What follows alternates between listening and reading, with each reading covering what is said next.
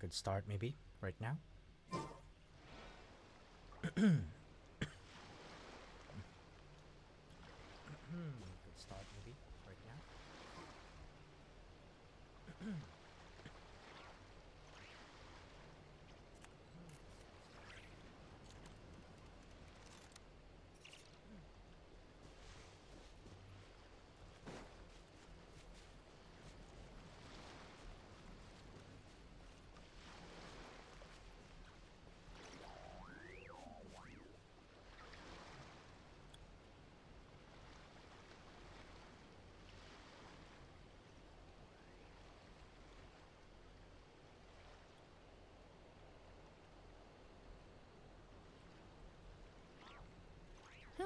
Good roll.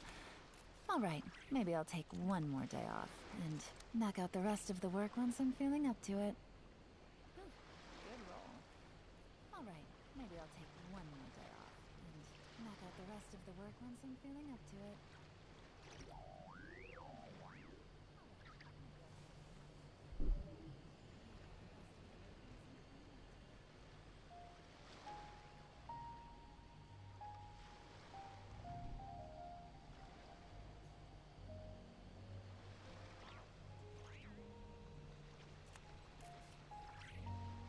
I got a new letter from an informant. Looks like the situation has changed again. I got a new letter from an informant. Looks like the situation has changed again.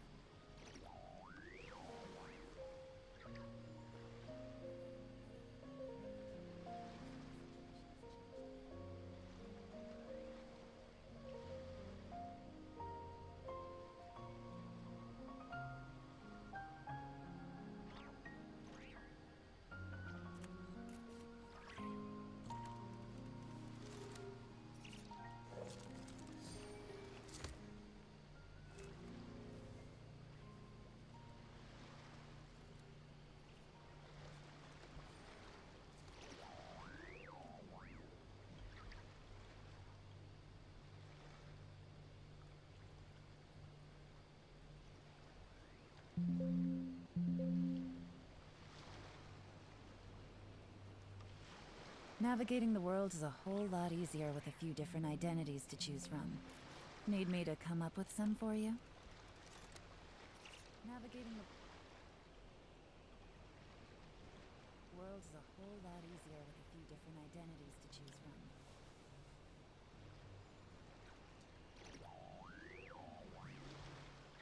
Need me to come up with some for you?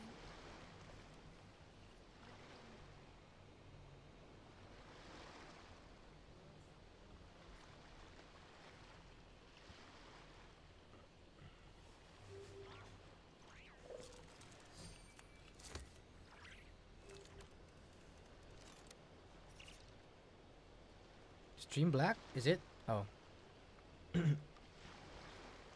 Yeah, it is. I'm just setting things up. Probably gonna be reading from my YouTube. I'm not sure. My phone is charging right now, and I don't think I can read from both Twitch and YouTube. Maybe if I could read it a little. If I could get this one. Well, it's got 39%. I could make this work.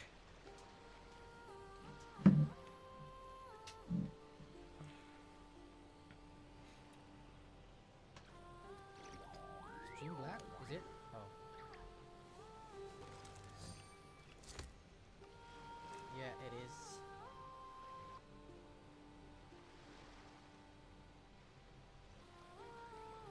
Probably gonna be reading from my YouTube. I'm not sure. My phone is charging right now, and Good roll. All right, maybe I'll take one more day off and knock out the rest of the work once I'm feeling up to it.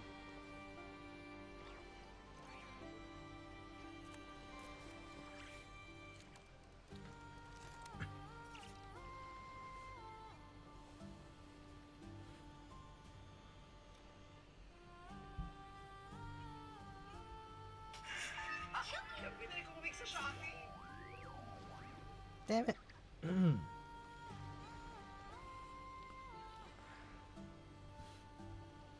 Okay. I should get this. Oh, it's so cold. Navigating the world is a whole lot easier with a few different identities to choose from. Need me to come up with some for you?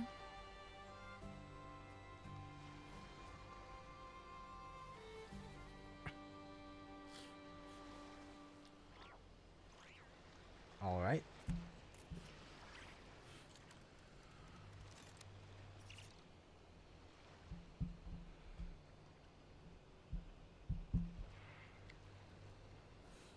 Yeah, there we go. I'm gonna be finishing this quest. I'm not sure if Act 4 is gonna be faster or shorter than Act 3. But I just got started from it.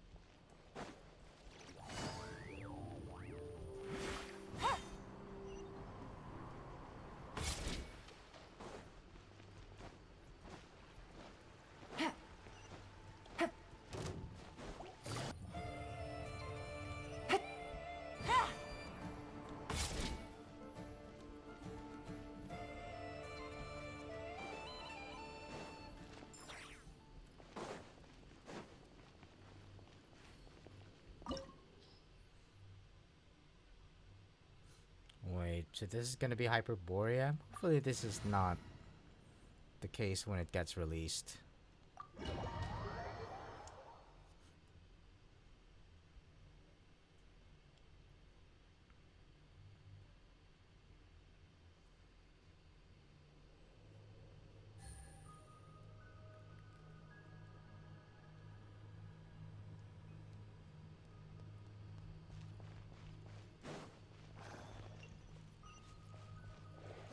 Loki kinda looks like Conria, but sure, maybe it's asset reused. Are these people... Judging by their clothes, they appear to be phantom Hyperboreans from the distant past. That could mean they have some clues about the moon goddess's name, right?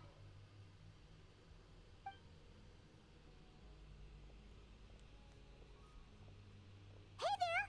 Could you tell us what the moon goddess's name is? Sorry. That's probably a weird question, huh? How do we explain this? Unified The Assetization. moons are long gone. Hello, Pleochronic. And their goddesses Welcome. are dead. Their names no longer mean anything. This is probably When a new something that they moon goddess reuse is for born, anything that's ancient. We will surely know her name. We have used every last resource at our disposal. All that remains is to wait, patiently and quietly.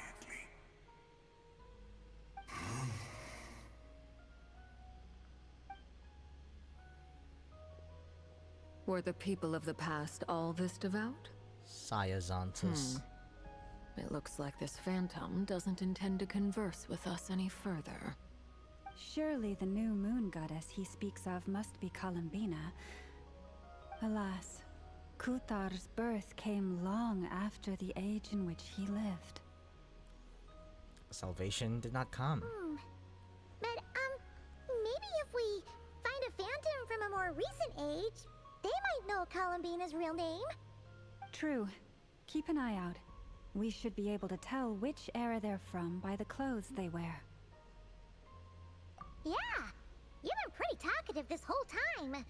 What changed? Oh, nothing. I'm fine.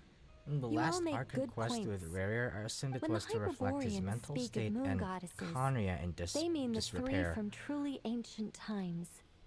So I like, can't imagine they would know could it anything have about our been current a moon lot goddess. better Like There it's once not was a time these when the types of moon assets. goddesses But blessed like, them if we're greatly not speaking and from protected asset, them from I kind of harm. wonder how Kanye So, would have looked like. When the war between the gods and dragons plunged the Or world into Hyperborea. chaos, it seems they looked once more to the moons for help, praying for a new goddess to be born.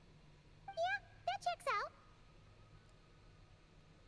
Let's It's continue kind of funny on. for his house Who to be knows what else we may some ancient discover. ruin when he's looking for straight photos. Makes sense. Take it easy. But like, because I think most of the assets used for Rare's home has been like done and dusted pretty much. But I guess we could justify it since Nefer was kind of getting the idea of how was it back then from Rare's memories. There's a door blocking this path. Or maybe, I Not a don't know, problem. wish Try Hoyo could this. really make effort with showcasing bits of what Connery used to be in like the familiar ruins that we've been seeing all throughout. And I'm not sure this is also, isn't this the same thing in, to call this in Enkanomiya?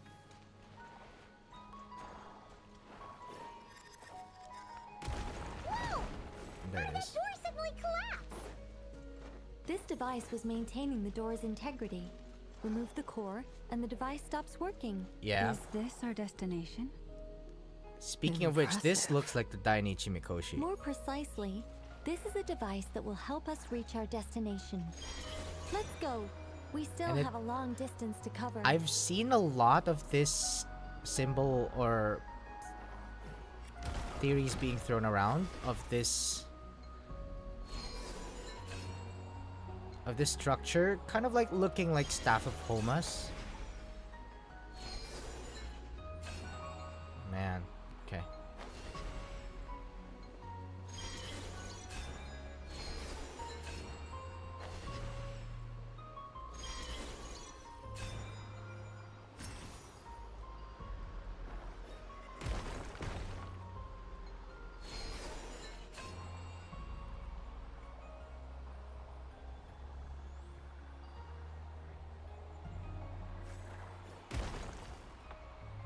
Unstated association with tuning forks.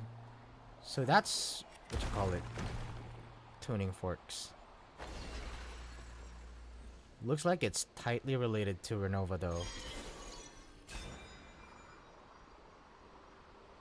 Because her wings are also shaped like that. The way ahead is blocked by broken rocks.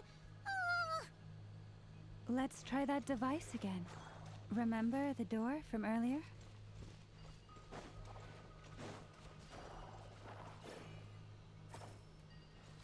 You know, yesterday I was theorizing, especially during that Durin part. That Durin part with they're saving some random person. It reminded me a lot of Deirdith's story quest. The humans we see are all Especially phantoms. during the But part the ones when that are real. What a they could finally fascinating talk to the Phantom. Plenty of time to admire it later.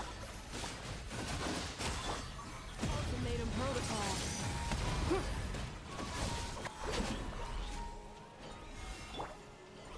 lush as the moonlight. Murals? Oh, shit. Okay, so 3 moons probably. 2 got shattered. And this must be the frost moon that still stood. Over here is... Oh, didn't get to look at the other one. Ooh, there's a whole bunch of artwork in here. Seems pretty old. Nicole, Murals. this is probably your area of expertise. What do all these paintings mean?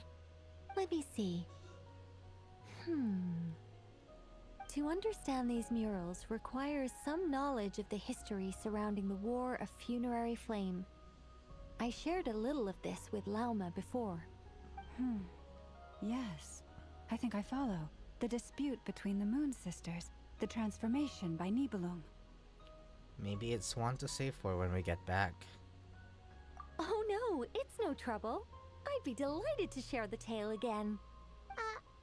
Are Tevat's 3 moons and their goddesses were brought into being by the will of Nibelung, the then ruler of Tevat. But when the heavenly principles came, they changed the world completely, down to its very foundations. The moon goddesses were nowhere near strong enough to challenge this entity. But the heavenly principles did not view them as heretical entities that had to be removed. Essentially, the 3 moons existed to keep this planet alive and operational, which did not directly conflict with the heavenly principles' aims. Nevertheless, the inherent precariousness of this arrangement would soon be revealed. Nibelung returned. Yes. He did, and thus began the War of Funerary Flame, a battle for dominance between Nibelung and the heavenly principles. Discord would soon emerge between the 3 moon sisters. One would voice the opinion that they should follow Nibelung, for it was he who first hung the moons in the sky. Another would argue that taking sides in the conflict would only bring the world closer to ruin. There was no telling where it would lead, especially since their creator had returned, bearing the perilous power of the abyss. Nibelung would eventually discover their disloyalty. He had all 3 imprisoned before transforming the moons into weapons with which to fight against the heavenly principles. What? That's new stuff. Weapons? Yes, the very moons that had once defended the planet became instruments of death and destruction, striking terror into the hearts of all living things. And although the heavenly principles and the 3 moon sisters had once been at peace, it now seemed that the moons posed an unacceptable threat to Tevat. It is possible that the heavenly principles did not know of the goddess's imprisonment. If so, the weaponization of the moons would surely have been viewed as an intentional breach of the peace agreement. I'm not sure if you guys have done the Colors Out of Space quest, which was this interesting world quest that just didn't have much dialogue, and you could only really make sense of it from the 2 private notes that we had from either side. It was red and blue. It was pretty interesting though. And I had a friend share to me some tangential notes about the green stuff. I'm not sure where, but one of the private notes had it describing some sort of a deer that was kind of like suspended. It was suffering. And when it was dissected, they found like this green substance that I think the color was due to the moonlight itself. That substance appeared green because of the moonlight. So, it kind of make me think this was the same energy that from what we read there, the Fatui are trying to utilize. And they kind of want to make this self-sufficient. And pretty much when they met together, we kind of get transported into this wormhole that is all purple. That made me think at first, there's something else with the moons. Could be, I'm probably sure that it could be some sort of power that's similar to the Abyss. And that's why it could probably be why the portals that Tholindus opened, it was colored purple as far as I could recall. And one can confuse it being an abyssal portal, but it's meant to be open-ended and mysterious. Not saying it's an abyssal portal, but it can be confused due to the color.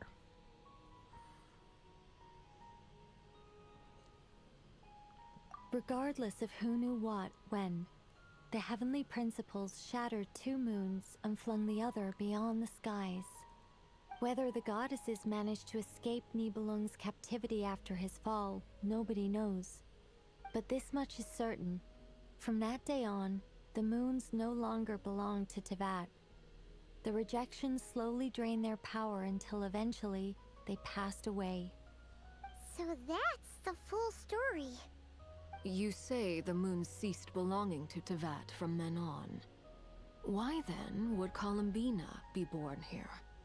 That is perhaps due to the lingering connection between the Frost Moon, which was not shattered, and this world. You could see it as the three sisters' dying wish. They never desired war. All they ever wished for was to protect this land. I see.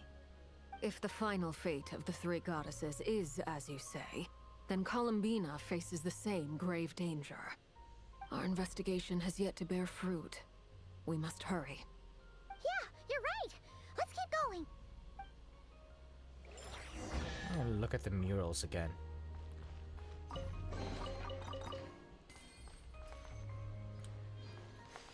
The Frost Moon is the second one. The second largest. The largest is the Eternal Moon. But like, this one, it shows something different. The Eternal Moon... Nah, actually, yeah. It's accurate. The second largest moon is the Frost Moon.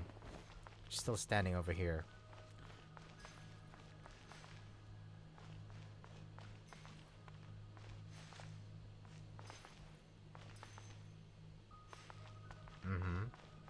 I'm kind of thinking it was probably the Frost Moon that sided with Nibelung.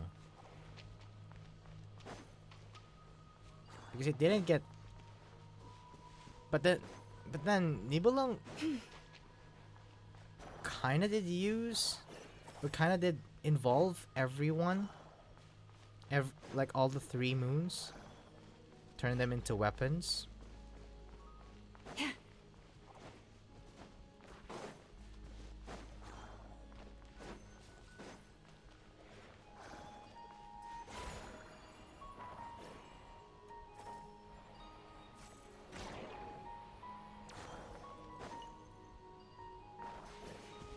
Here.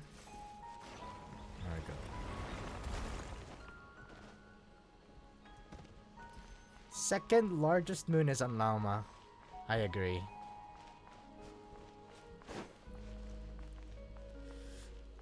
Lauma's just... I swear, man, it's like kind of headcanon at this point. Ever since Zephons was... Or Zephons mentioned that thing in the beginning with Varka and Lauma, I can't unsee it again.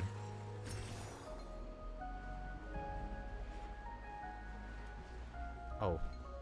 Oh no. Feel like it takes a certain level of callousness to turn your daughters into Metal Gears. And it was pretty quick too. Because, you know, they could have been capable as weapons even as moons before.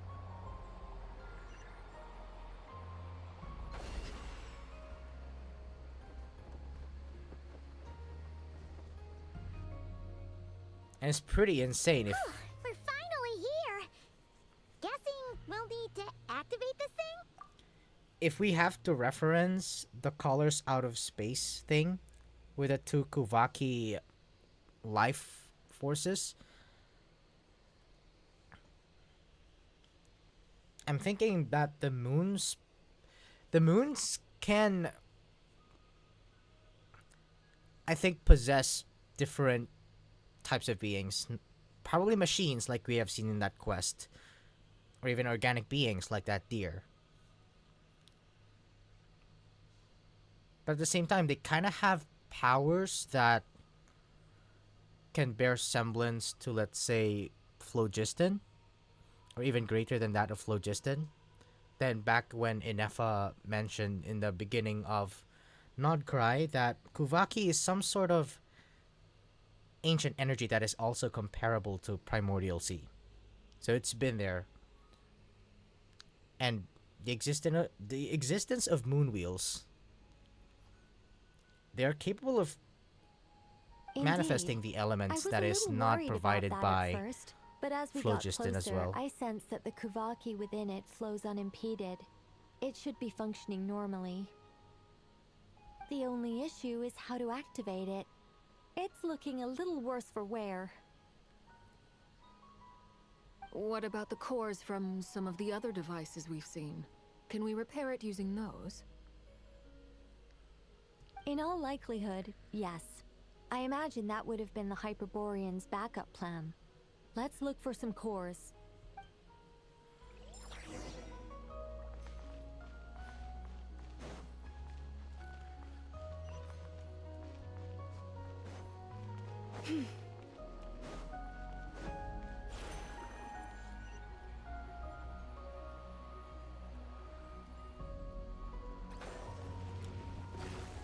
Forest, protect us. Busted. Defensive mode engaged.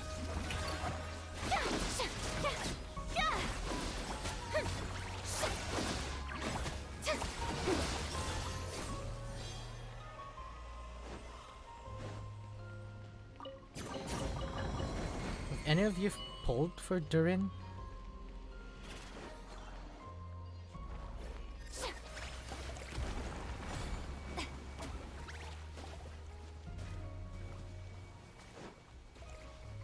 I haven't done the hexerai, the witch's homework yet for Klee. Kinda wanted to use the new Klee, to be honest. I found a core! But how do we get across? Walk up, then jump down.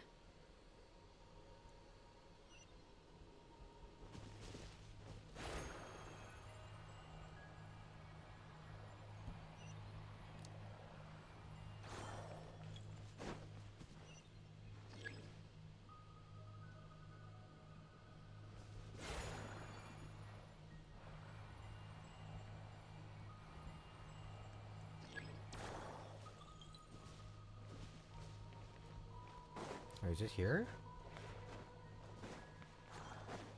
Okay.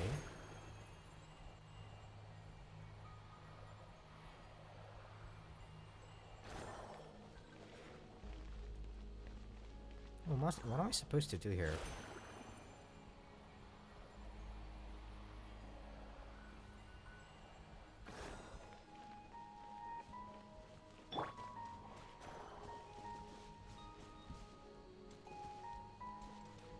Am I missing something?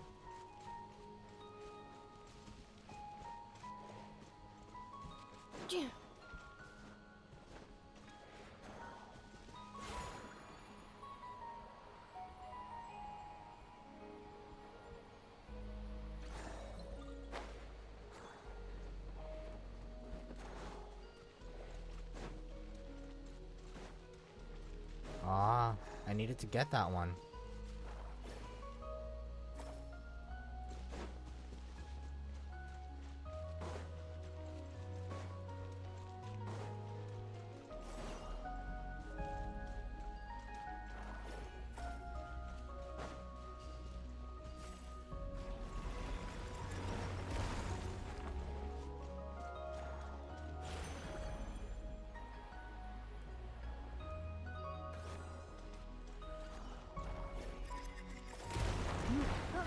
That should be enough cores.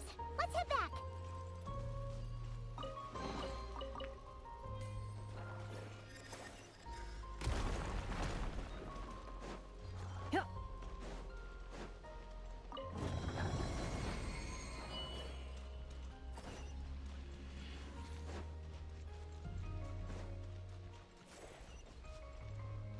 Accelerating.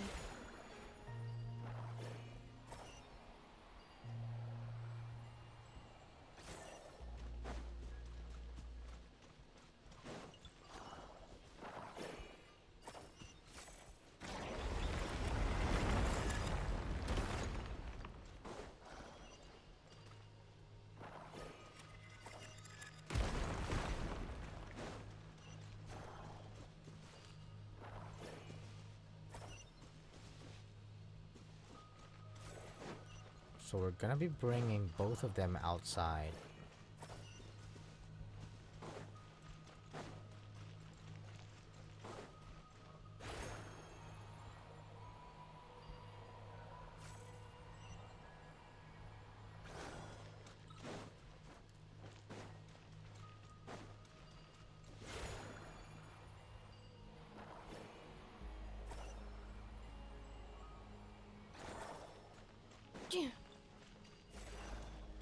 Accelerating.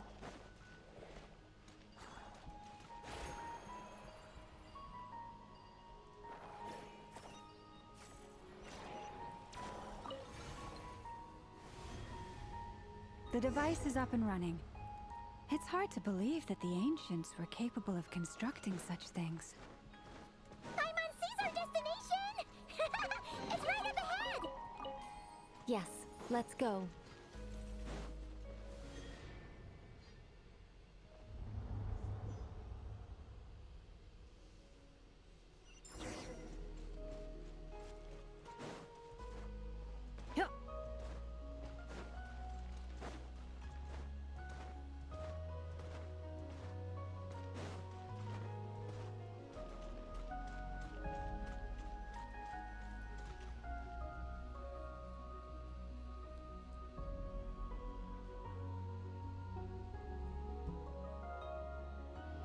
This is where the people of Hyperborea communicated with the moons. We need only place the moon marrow upon this platform on Moon Prayer Night, and we shall be able to open a portal to the moon and send our moon goddess back home. The assumption being, of course, that we can find her first. The moon is beyond the sky, That's right. You want to know if it's safe there, don't you? Exactly. It might have been corrupted by the abyss. And yet, she has no choice but to return. You know this. Oh, that's not the only issue here. This is the end of the line, right? We've explored everything we can. And despite looking at historical artwork and talking to people from Hyperborean times, we're still no closer to learning Columbina's name. I just had a random thought. What if the abyss and Kuvaki literally have the same type of powers? Because back then when, I think like the patch before, Act 4, and even like before that, Acts 1 and 2, Acts 1 to 4, basically the entire rare situation, Columbina could make use of Rare's own abyssal power. And I think Albedo did explain it, that either the abyss, either abyssal powers or Kuvaki can overcome the other, depending on which is more present.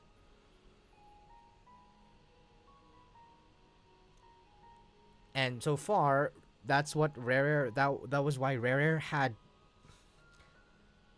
the Kuvaki cannon from Nasha Town fire on his location to power himself up.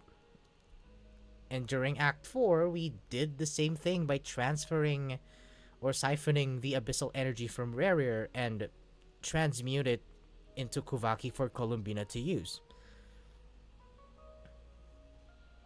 Just an interesting thought. Also, the thing is, they could be both related to space-time. Because I don't really think that time is... Especially since in Act 5, yesterday I just did it, it was mentioned that Tevat's loss could be the five authorities. I'm not sure if they are authorities, but they never really belonged to anyone. They weren't really from the shades to begin with. It's like something that is unique to Tevat. Like it's just a natural part of its laws. Like time, death, life, space, reason. And in a way, that makes me wonder though, that because I was also thinking yesterday that it could have been insinuated with this forbidden method of how Tevat was formed, that hold on, I'm kind of like lost in thought right now, because I was also thinking about that one thing with Suter Voinen, the Voyager. And the first angel basically told them that, oh, wait, no, it's more like Sutervoinen asked Koitar about how Tevat was formed using forbidden methods.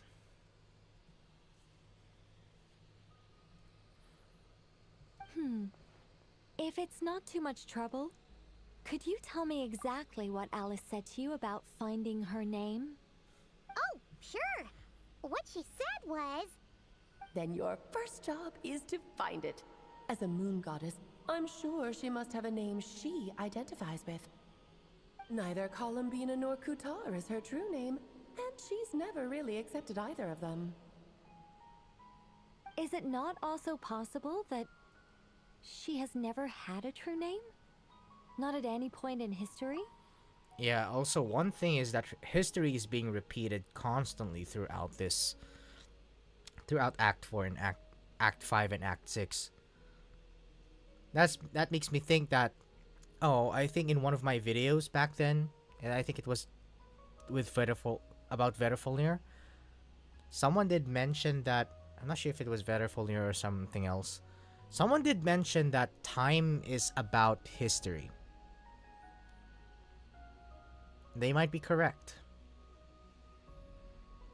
Yeah, I think time, at least for Tevat, is more about the fixed events that happen, that cannot be changed.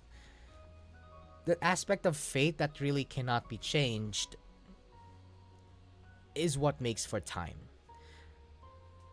So even in like the previous identity of Wanderer Scaramouche that he erased from Irminsul, that is still part of time. In a way that nothing really happened, and it pretty much just factors the new identity of Wanderer while also acknowledging the existence of his previous life as Scaramouche. And I think the difference between those two possibilities is rather, I think, a matter of space.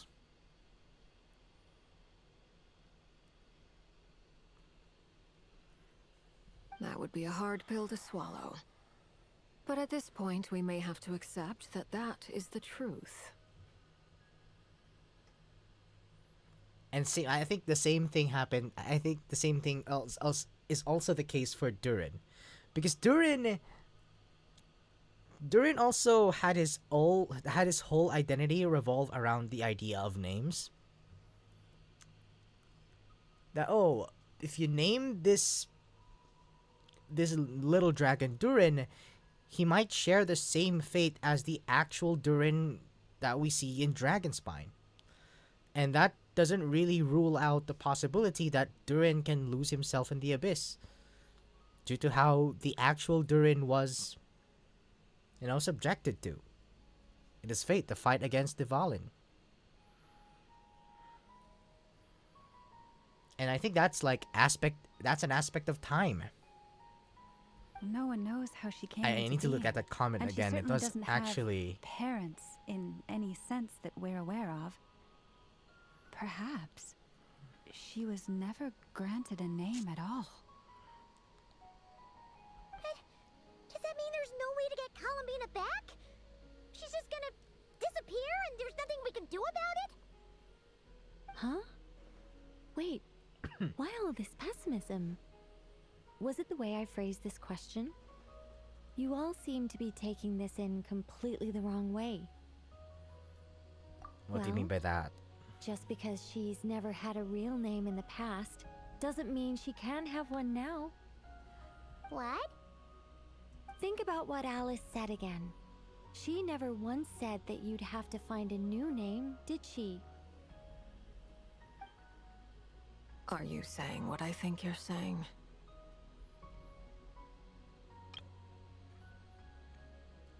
You'd have to find a new name.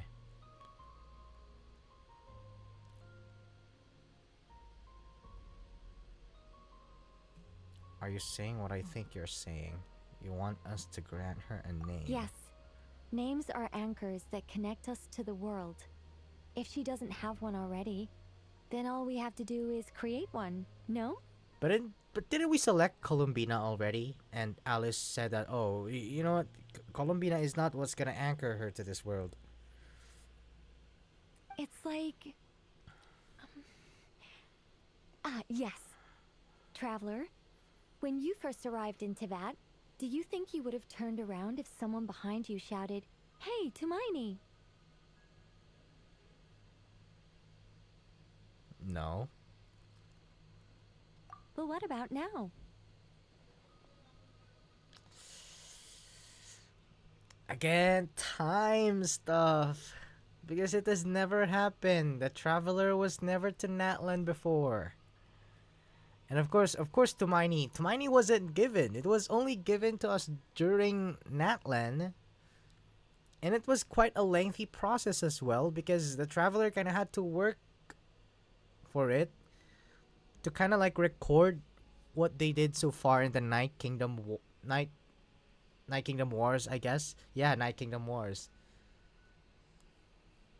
They kind of had to like record it, and then had a Lord of the Night work around it, and have Shilonen forge the ancient name for the traveler.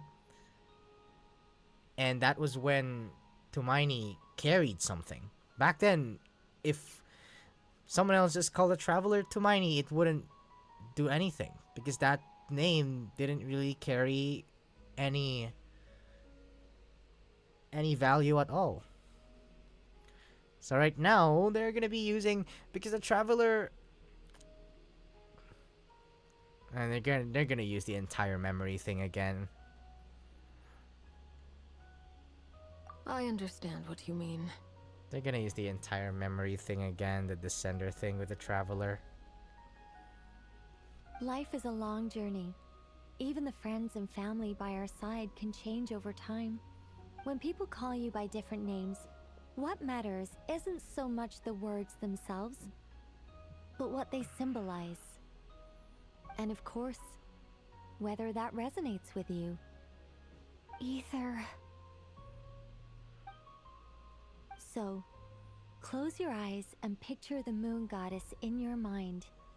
If you were to call out to her in this moment, what would you say? Columbina. Columbina. Hi, Mom would call her Columbina too. Well, she has long forsaken everything that Kuthar represents. I think from now on I should call her Columbina too. Well, it sounds to me like you found your answer. Are you sure? Is it really that simple? We haven't found her this whole time, and not for lack of trying. For a journey like this, the process is every bit as important as the outcome. Had you not searched far and wide, rejecting every other answer you were offered, how could you have come to an answer you felt was finally correct? Oh, it all makes sense now. This has Alice's fingerprints all over it. Are you suggesting that Mage knew from the start that Columbina never had a real name to begin with?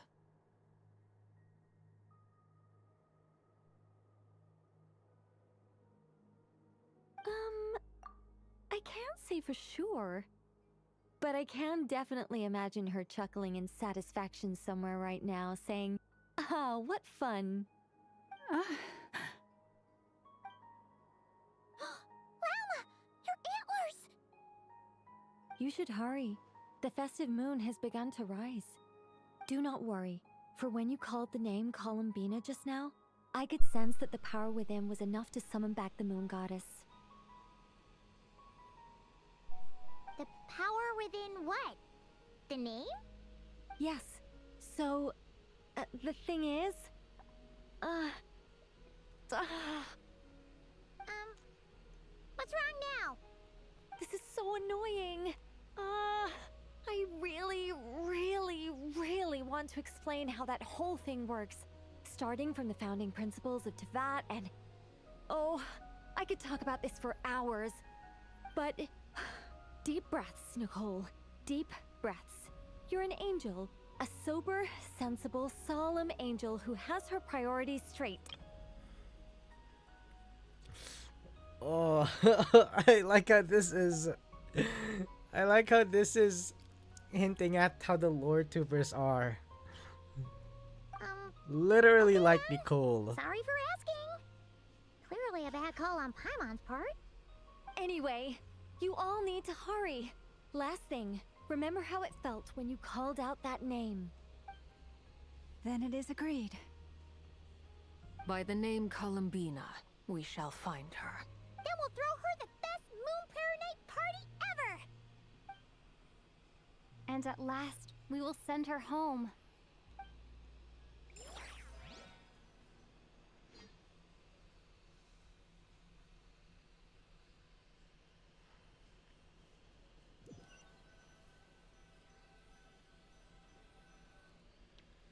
I can barely move anymore. My consciousness is fading away. Have they come back out? I'd love to see them one more time.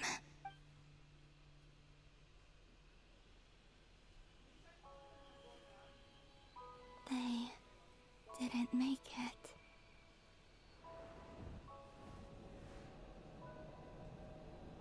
Could you tell me your name? My name is... Columbina!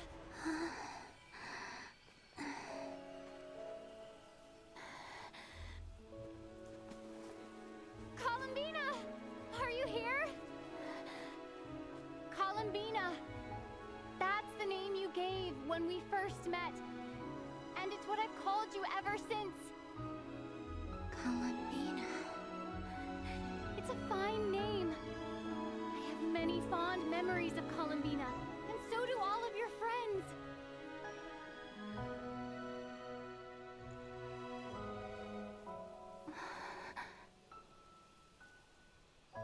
If you like this name,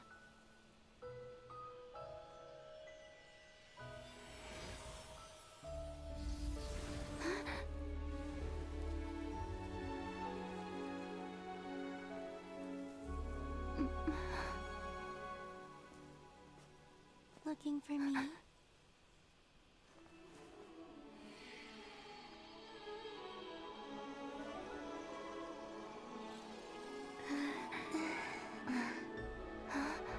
like it. You can carry on using it. My name is Columbina Hyposelenia.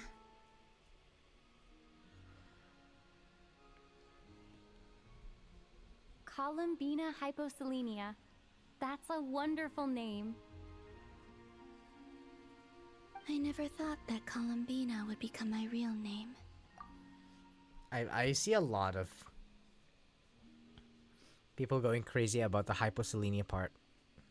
Because hypo is something that you would use in like colder temperatures. It's like below. Well, not really that hypo itself, but more like my first association that came with it is some like hypothermia. For example, hypo can mean that something that's below that usual temperature. And of course, when something is below temperature, it's freezing. And Selene is like a lunar related name. So literally alluding to the frost moon. But after I met you and my other friends, the things that this name stood for slowly began to change. It went from being a Fatui code name to something my friends call me.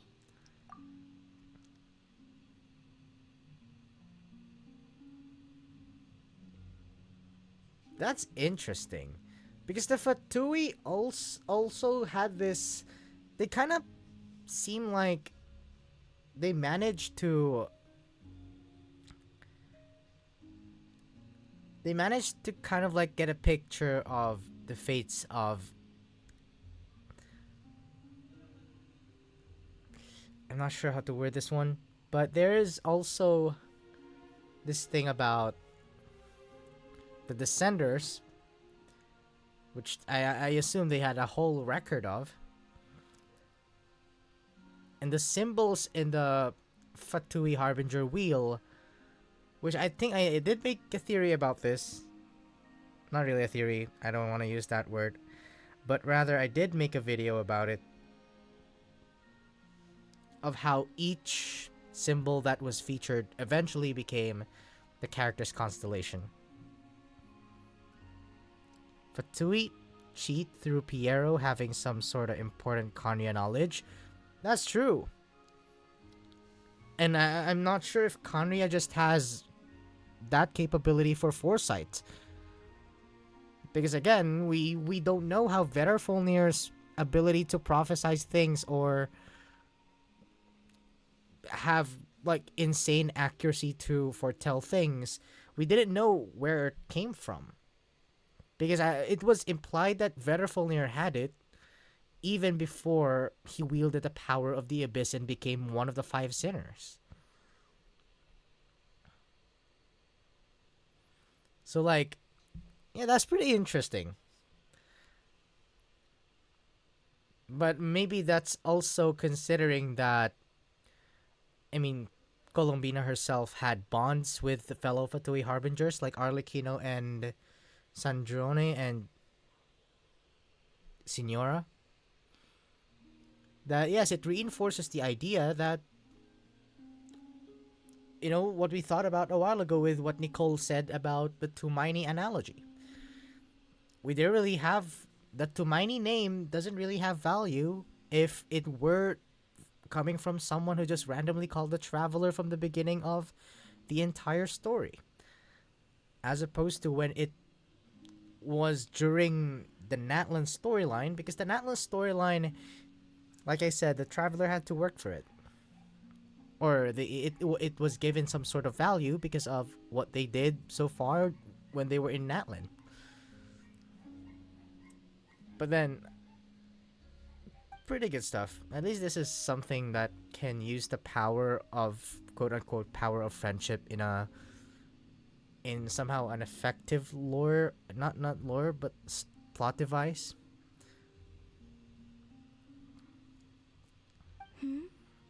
What is it? Why aren't you saying anything? I'm just so happy for you. Director is a loaded title, after all. You mean Piero? Thank you. We can go and meet them very soon. Everyone went to different places to try calling your name. Because I'm seeing, like, I'm seeing the entire deal that Fatui Harbinger's, like, kind of obsessed with titles, kind of. Which I'm not sure if it really holds something. But maybe we might. Natlan had the entire ancient name mechanic work for them. And it was pretty expounded quite well, I would say.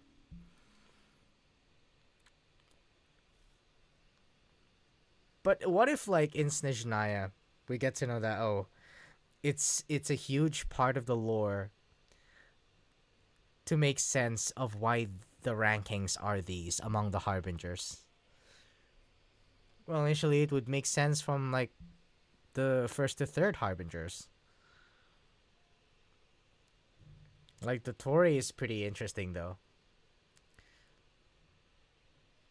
Is there, in a way, that just like pure madness? Because I think he's just pretty much fitting the archetype of this mad scientist on behalf of humanity that's pretty much just seeing forces that are natural forces as something that I'd like humans to could thank them use. as well. Everyone's done so much for me. Searching for my name, entering those ancient ruins. Huh? Wait, so you were... Yes, I was there. Not physically, but My consciousness was still holding on. I followed you the whole way. Starting from when? You turned around and called out my name while you were in Nasha Town. Do you remember?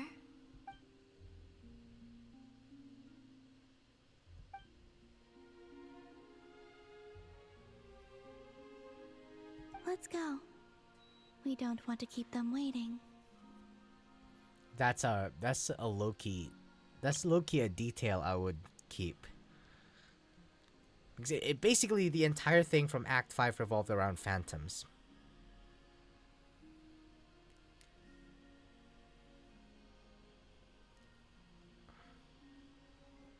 Anyway, I couldn't really put my thoughts into words just now yet.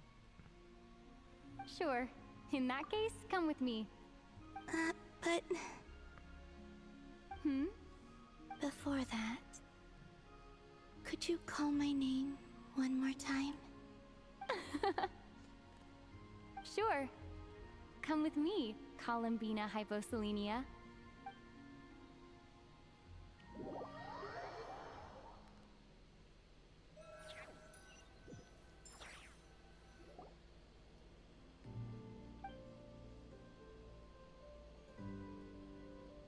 Critter sign language. Columbina. Oh, this truly is wonderful. Llama, I can't breathe.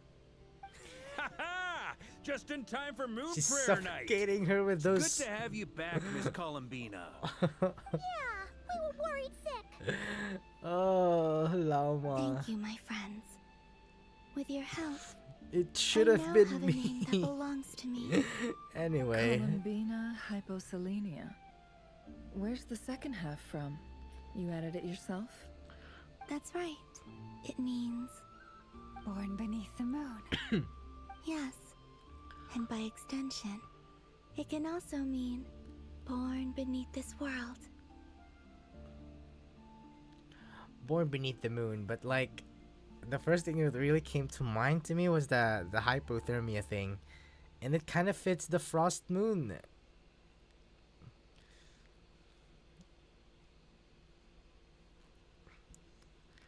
Born beneath this world.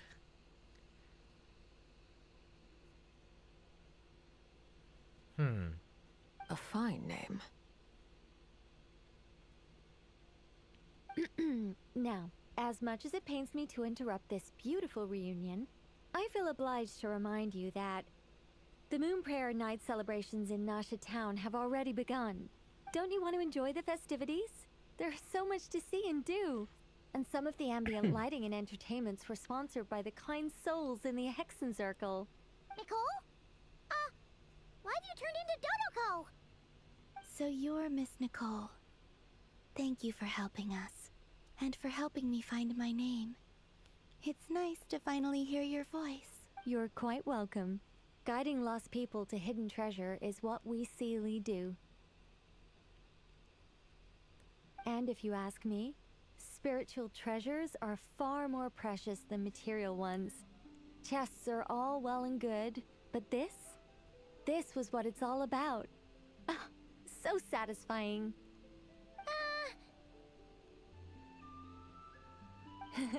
Anyway, I had to go help Alice. It seems like she ran into some trouble. That's why I couldn't be here in person. But don't worry, we're with you in spirit. We'll be celebrating right along with you.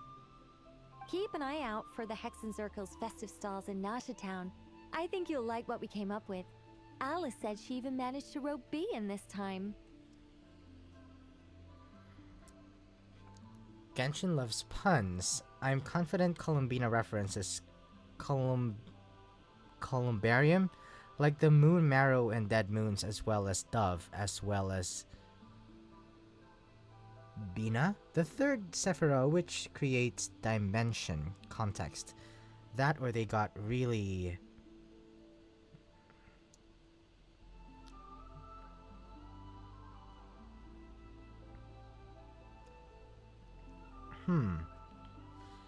Well, I think, especially for Genshin, Hoyo really seems to really like these references. And sometimes it is done to a fault. And maybe that is also why like a lot of lore tubers are having kind of like variations in their theories in a way that it really appeals based on the specifics of which they have more knowledge. Like this one lore tuber would be different from another or different with another in a case that they know the references of one thing from mythology compared to the other one that references this one thing from scientific definitions. And I think that's usually, it can be a pro and a con in terms of like how Hoyo handles lore in Genshin, especially when things are involving some obscure sources like the books, which I kind of have qualms about. I actually have qualms about how they just overly rely on books that are found in obscure places. Because at least in like the Hymns of the Far North, you can easily transition to looking for the book because it was made available as part of unlocking the meeting point and maxing it up to level 5. And I wasn't really, if I didn't have to like look for, let's say, Baron Harry, which I didn't know is something that you need to buy first from the Fontaine shop, because no one really has gone there. And usually back in the past, when you go to like specific bookstores, it's more like not kind of like a flavor text, not really flavor text, flavor, quote unquote flavor books that is not really about the lore, but like, you know, in-game fiction. Some of them might be relevant, but some of them just purely for additional entertainment. At least they were clear, a lot more clear with the Frostmoon Science Library. The Frostmoon Scions have also prepared various attractions. I believe Aino, Nefer, and their crew are setting things up as we speak. On that note, Nefer, about that request I made. It's all in hand. Yehoda is on site to ensure that everything goes off without a hitch. Wonderful. In that case, Traveler? Huh? Come on, Columbina. It's time to celebrate the best moon prayer night ever.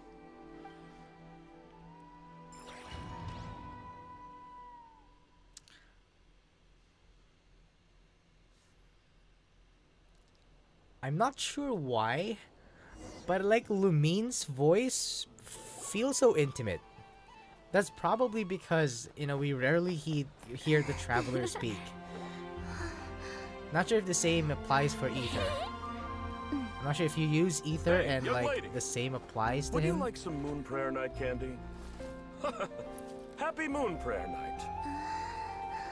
Oh, yeah. I almost forgot to say. Welcome home, moon goddess.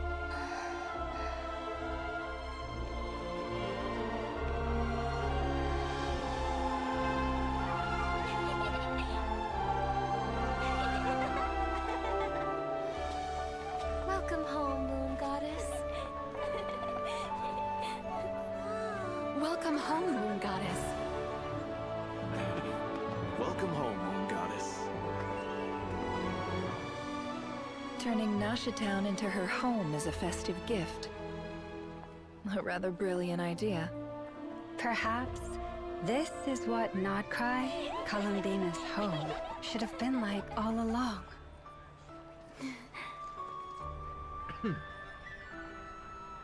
Thank you for the gift. I like it a lot.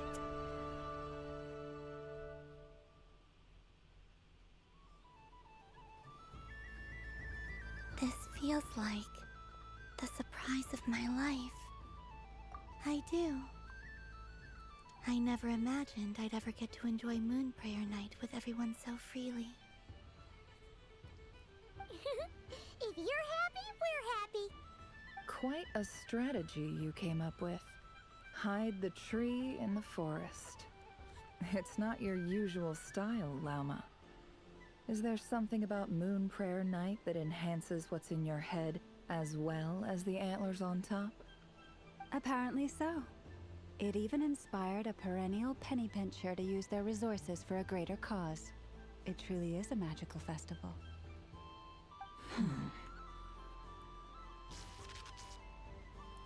Oh, I see tension. now. This Yuri It's tension. actually a sign of a strong relationship. These two. Huh? What's everyone doing here? Oh, Miss Columbina, you're back. Yes, I'm fine now. Thanks for your concern. Okay, interesting. I'm not sure if she recognizes Wanderer. I'm always so interested with like the Wanderer and the Harbinger dynamic. A while ago with Arlecchino and Sandrone, or yesterday. Hold on, I feel like looking up Columbarium. Actually, got curious with the term.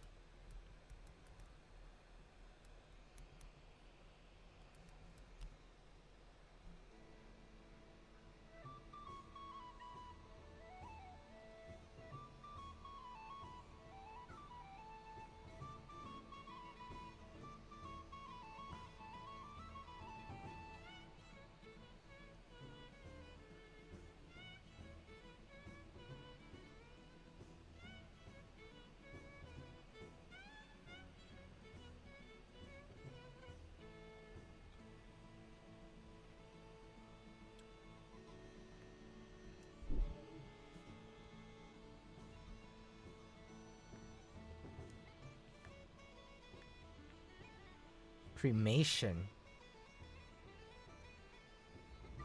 Yeah, you're actually right. Hold on.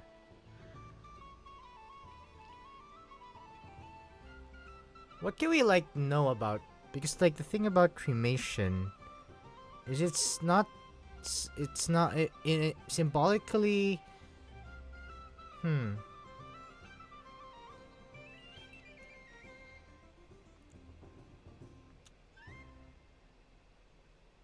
Like for example, if the type of burial is by, the classic put the dead in the coffin and bury it under soil, it's kind of like, symbolically it would be about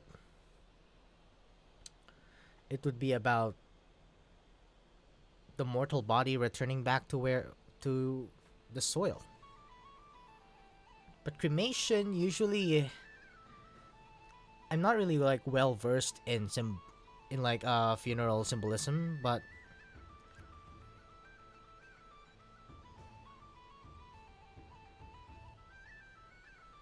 How's your progress with Alice's assignment? Very well indeed. I've never heard her sound so excited.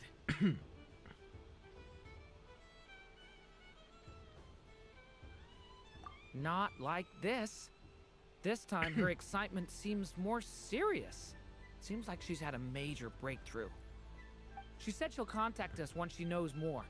In the meantime, we're free to relax and have some fun. Enjoy the time off while it lasts. I have a feeling that our next task won't be so simple. Man, you didn't even greet Columbina. I should go. I still have a few things to SMH. attend to at the Frost Moon Scion stall. And I think I'll take a look around. With any luck, this once-in-a-year festival will come with once-in-a-year opportunities. Hold up a second. Where's Varka? I believe he made a beeline for the flagship the moment he entered Nasha Town. Ah, that's Mondstadters for you. They know what they want when festivals roll around. Goodbye for now, Columbina. I hope you have a wonderful night. I will. Well, in that case, don't just stand there. Get out there and have some fun. Oh, also, take this map with you. It's a guide to the festival.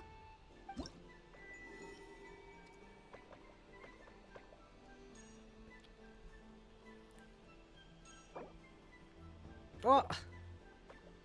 I need to do this. Where's the one with... Oh. The Frost Moon Scion stall is over here. Lauma's invited a whole bunch of cute animals to celebrate too. Over there is the Hexerai section. Alice seemed more excited than anyone about this festival, so she insisted on making it a grand affair. Oh, and then there's the Nashitown local specialties, including... Actually, forget that. Better if you go check them out for yourself. Thank you. It looks like a lot of fun. You're not coming with me? We'll be around. But don't you want to browse by yourself for a bit first? Yep. If you find something you like and want to try it out together, just give us a shout. We'll be right with you. Otherwise, just relax and enjoy yourself. There's so much on offer, so try to experience as much as you can. And don't forget to stuff yourself with all the delicious festival food. All right then. Off I go.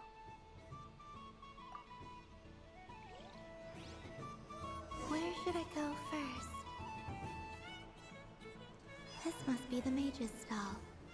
It feels like I've entered a fairy tale. But I was aiming right at it. Aw, what a pity. I saw it with my own eyes. You were so close. So very close. That's not true. It dodged out of the way right as I was about to snag it. I'm sorry? You heard me. This paper frog can move. I swear. Dear, oh dear, what are you saying? How could a paper frog move? Unless you believe there really is magic in this world. But even if I, the mere humble merchant that I am, knew such magic, surely I would not use it on a paper frog. I'd sooner give Mora legs, so it could walk right into my purse.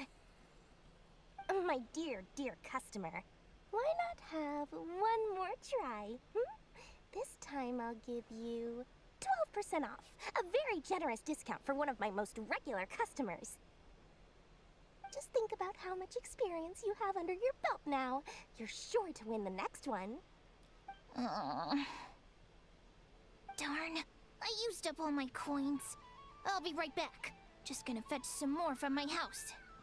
Take your time, but don't take too long. This event is Moon Prayer Night only.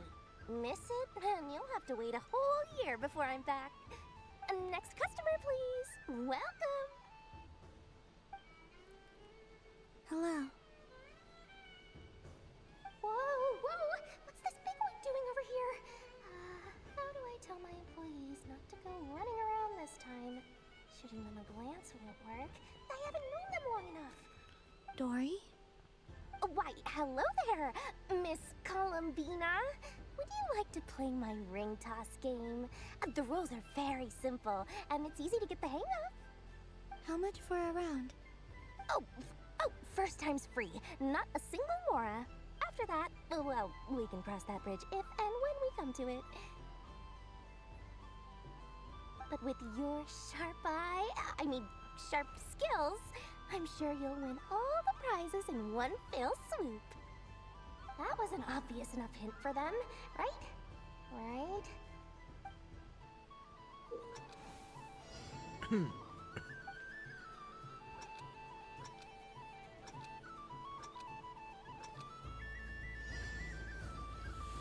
Here comes the ring! Oh, peanuts.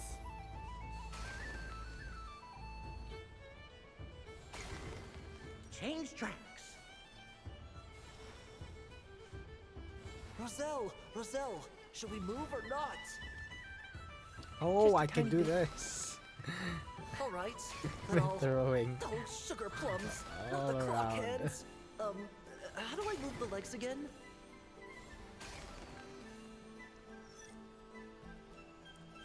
Stop it! Stop dodging!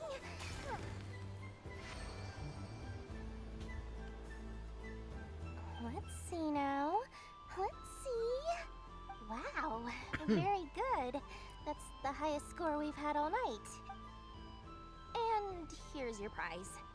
Now, how about another round? As for the cost... Happy Moon Prayer Night, Miss Columbina. Happy Moon Prayer Night, Durin and Hat Guy. Are you here to play the game? Hat guy. Yes.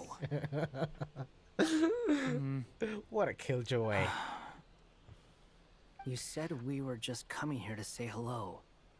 I did, but then I recognized a few more people as I got closer. Do my eyes deceive me? Is that... It's our little dragon. He's all grown up. Someone's popular. Well now, since you came all this way, why don't you try out this Oh, lovely game we have Wander, going? holy. First try is free. He'll have a go. I'll pass. It's only one free try per customer. You can't give your try to him. I'm aware. How has Elder Almond been lately? He's in great shape. He goes for a run in the forest every morning to stay fit and healthy. He tried to go boat racing with Firecracker a while back, but he couldn't even make it onto the Lotus Leaf. Firecracker was in fits of laughter. How about you, little dragon? Can you still fly? Yes, I can. But you've become less chatty. Has growing up been tough on you? We call that maturity. You know, the thing people sing about. The knight wields a sword of stone to defend those hearts that are made of gold. Stone is very heavy. That's what keeps him from talking too much. That's awesome! I want to be a knight when I grow up too. Ring, here I come!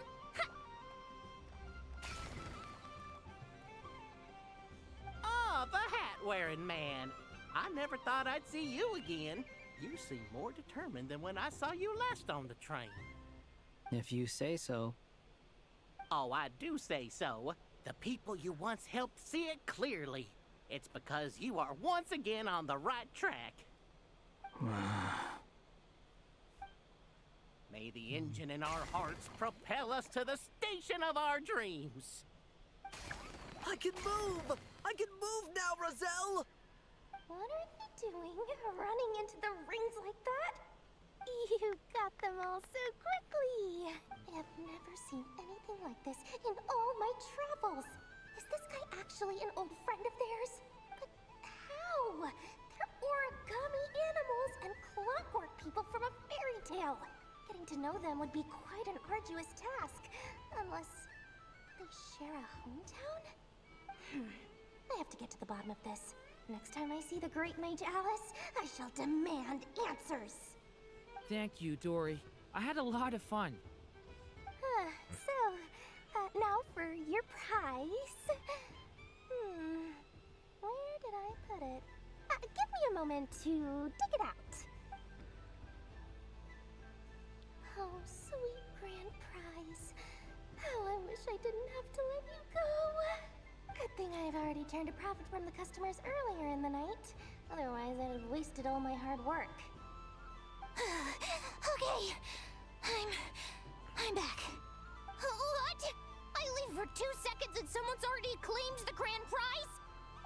Oh, well, these things happen, you know? Perhaps you'd be interested in one of the other prizes instead. We've got all kinds of wonderful goodies here. Is this here? You can have it. Huh? But... Don't worry about it. It will be happier with you. Oh, thanks so much, Miss. Moon Goddess. Oh, goodness gracious, Columbina. Give me strength. How am I supposed to make any more money from this child at this rate? Nah, don't scam the child. That's the game I was telling you about. Forget it. She is the Moon Goddess after all. I'll think of some other way to swing this. Maybe I can try to hook this new kid. Huh? Oh, someone already won the grand prize. You can take mine if you want. What? Why? Why are all these bleeding hearts coming here to ruin my business? Happy Moon Prayer Night, everyone. Happy Moon Prayer Night.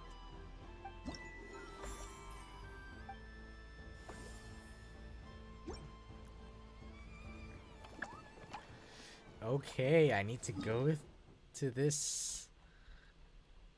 Ah, let's go. There are so many attractions here. Since I rarely get out, Okay. I This might as one? well make the most of it.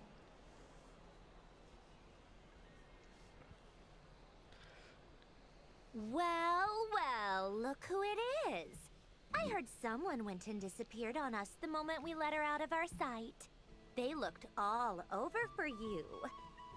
Frankly, I didn't think you'd be back for Moon Prayer Night. Were you worried about me, Sandrone? You would like that, wouldn't you? Do you even hear what you're saying? It seems to me like you disguised yourself with festive headgear, just so that you could come see me on Moon Prayer Night and make sure I'm okay. You didn't even bring Polonia with you. You?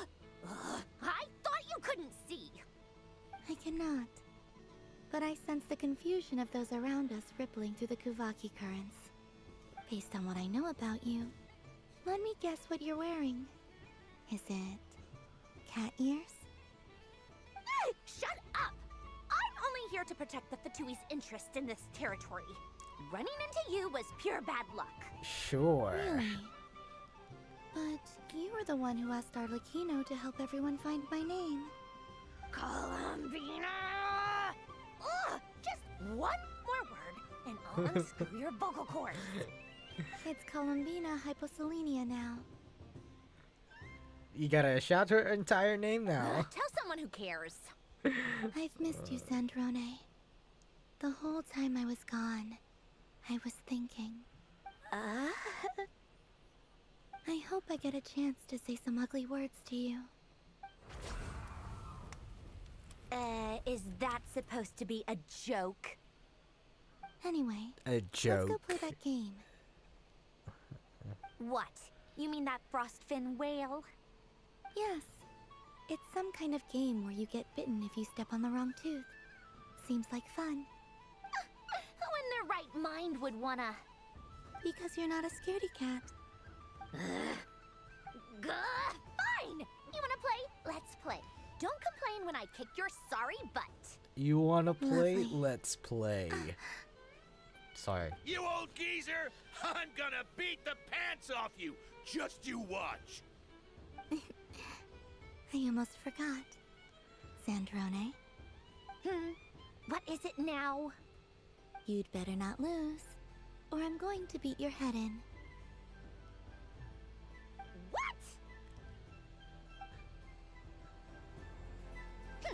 Allow me to demonstrate since I'm feeling so nice. You just step on the teeth, like this.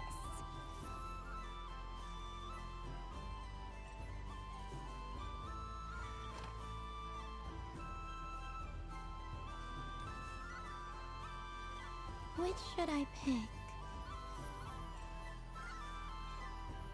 Your turn, Sandrone.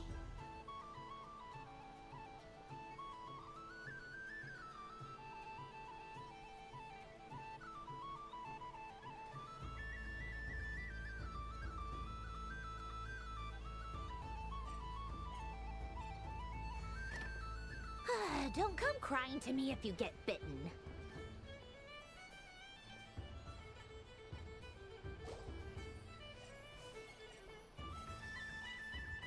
There are less and less teeth remaining.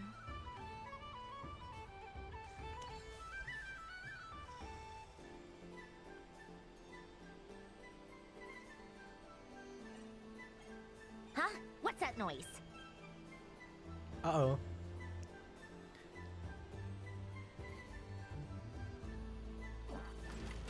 Nah, she took a now.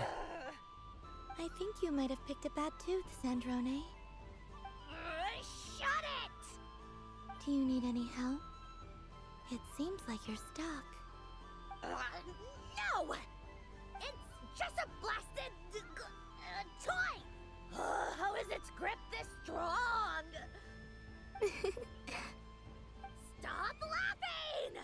Alright. Well, you lost. So just like I promised. Hey! What are you doing? Are you seriously? Hiya! Why, you... Oh, just you wait! Rematch! Are you alright, Sandrone? That was quite a strong I'll bite. never get tired of their Are your dynamic. awkward parts?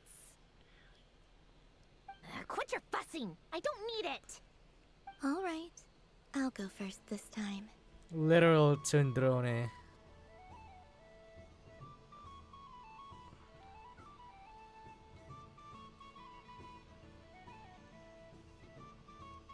I see it now. She can sense which teeth are rigged. So I just need to avoid the same ones that she does.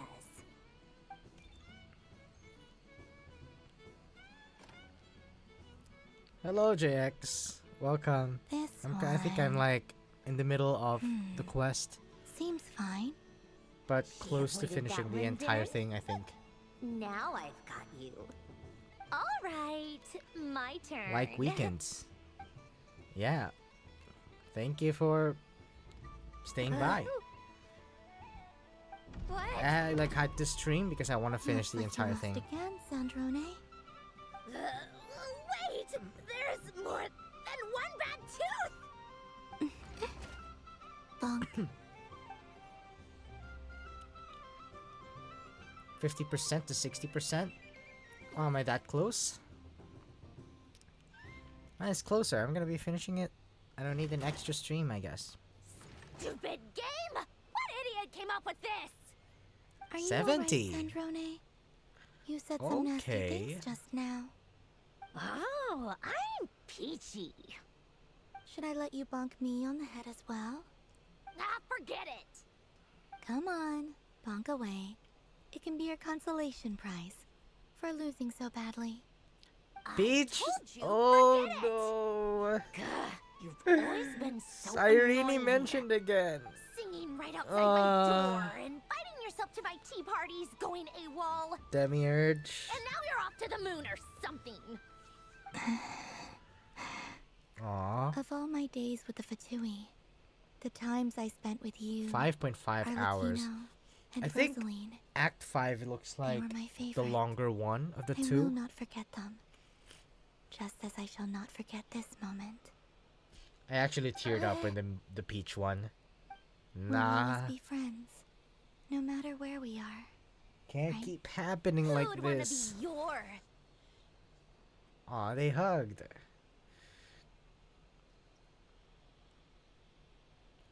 I'll miss you, Sandrone. JX, yeah, he's in YouTube. I couldn't figure out the chat yet to combine YouTube chat and Twitch. Goodbye, Sandrone.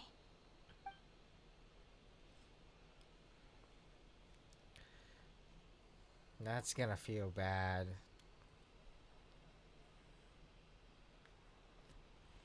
Deep down, she wanna say it's.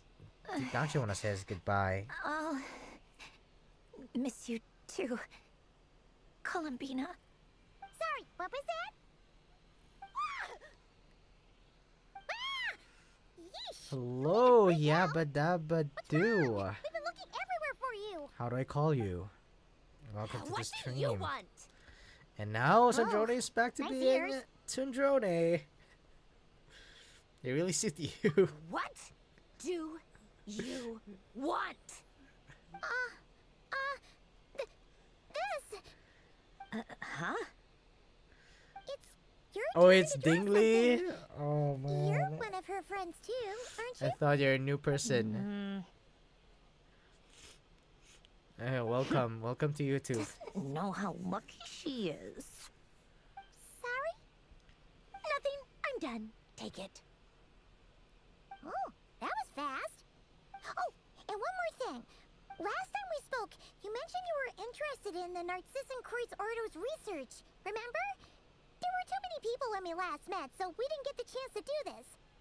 What are you talking about?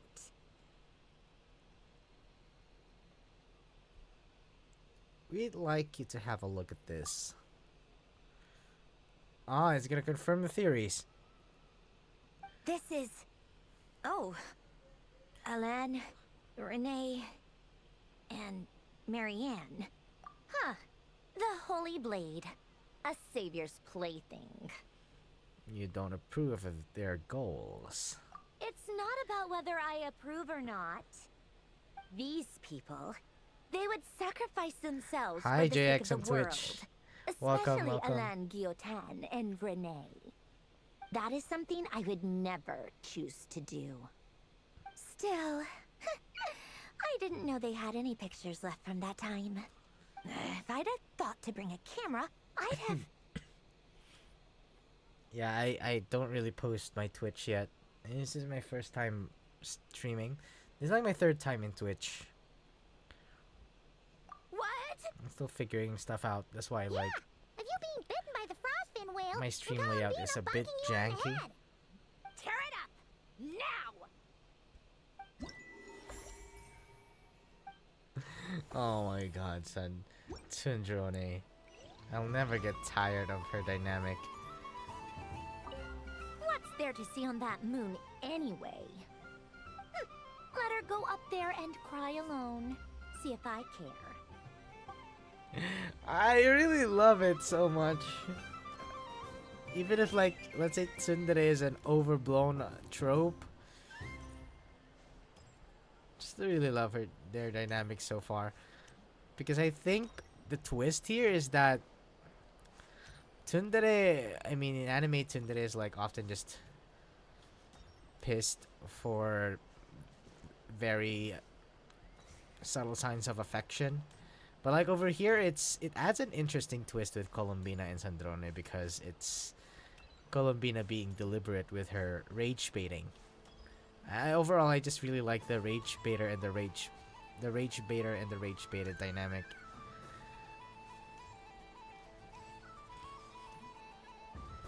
Kind of like similar to Wanderer and Durin. I kind of want to see Sandrone and Wanderer talk. They have already, but like What need is the going two on of them. over here? It looks like fun. Hold it right there! You can't run away from me, Moon Goddess. Hmm? Are you talking to me? Of course. Do you see anyone else here dressed up as the Moon Goddess besides me and you? Hey, come on! Call me by my title. Happy Moon Prayer Night, Moon Goddess. And the same to you. Anyway, there's no time to waste. Get ready for the duel of a lifetime. Duel? Meet my partner, Stacko. Come on out, Stacko.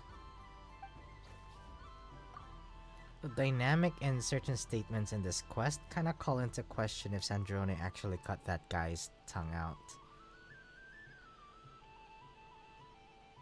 Like, which one? Well, don't just stand there. Let's see your partner. Partner?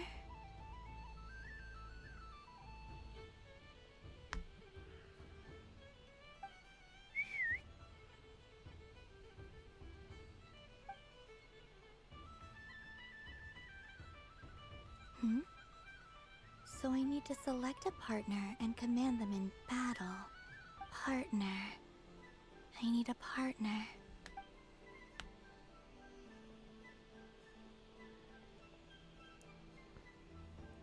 Questline in Fontaine. Yeah, actually, is it the Narcissan Croix Ordo? I couldn't remember that as well. It's fine, it's like a long time ago. This is the hard part of like trying to work with quote-unquote lore content. Is that you kind of have to like reread in the wiki every single time. I wish they actually have a replay mechanic for Genshin.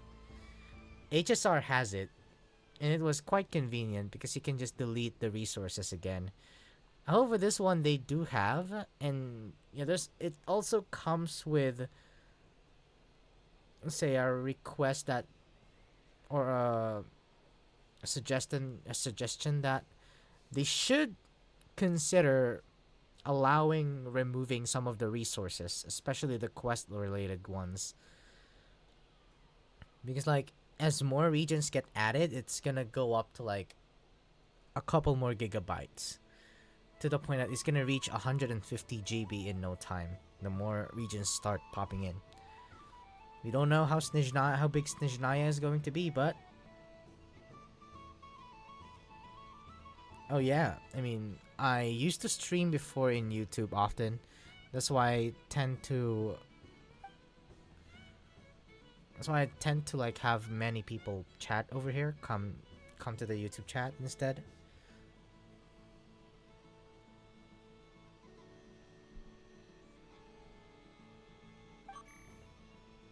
Whoa! Am I seeing things? Where'd you get a Kuhenki? They're super rare. That's great. But you can only bring one partner to battle against me and Stacko. No ganging up allowed. They all look so eager to be picked. Which one should I choose? The Kuhenki. This one usually lives in Nasha Town. She likes falling asleep to the sound of striking hammers. And I bet she's quite familiar with robots' weak spots.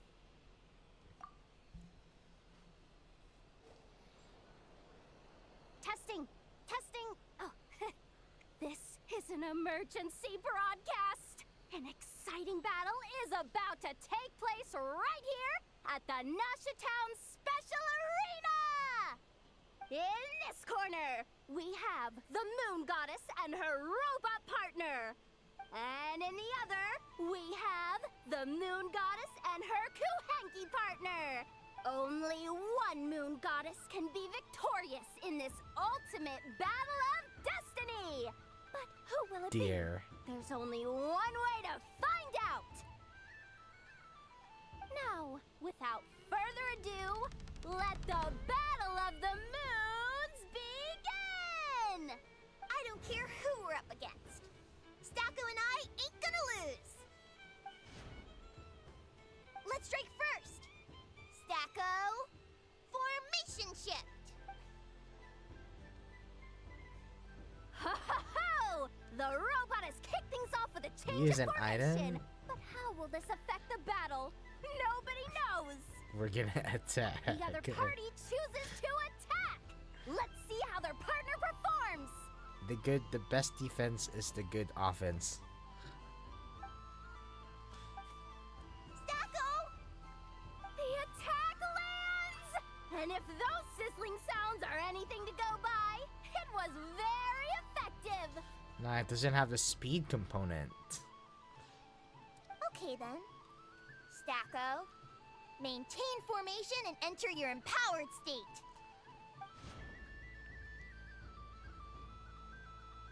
Sword stands. State! There we go. They Now used we're talking. sword stands.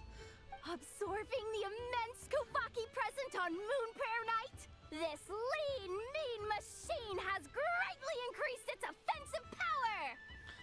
Just attack Good again. choice. Buffs count for nothing if you beat them before they can use it. Moonblast. Oh, it's a hit! But Stacko stands firm. The battle is heating up fast. I'm about to start sweating machine oil over here. Go for it, Stacko. Set Kuvaki to maximum. Can their opponents withstand this blow? And what will this Moon Goddess do? Don't be afraid. Fight however you wish. It's a moon lane! A deft use of a moon lane allows the Kuhenki to dodge the blow. And now it's spiraling around its foe in circles! It's using double team. One loop, two loops. The robot's screen is bugging out. It's I did use swagger. It hit itself in its confusion. Oh no. Stacko fainted. Stacko! Oh, Stacko is down for the count. Our winner is the Moon Goddess. You did your best, Stacko. I'll take you to Inos for a checkup Good right away, one. don't you worry. Increasing the attack and then use swagger to increase its attack and hit itself in confusion. Good stuff. I think I'm getting the reference here. Well, you beat me fair and square, I guess. Honestly, I underestimated She you. won with Won't make that swagger. mistake again. I think my partner deserves most of the credit. Just you wait. When I'm a little bit older, I'm gonna come back a whole lot stronger. Be ready for a rematch.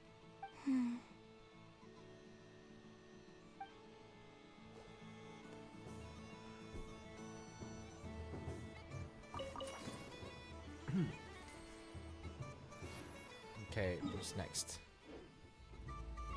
Inefla and Aino.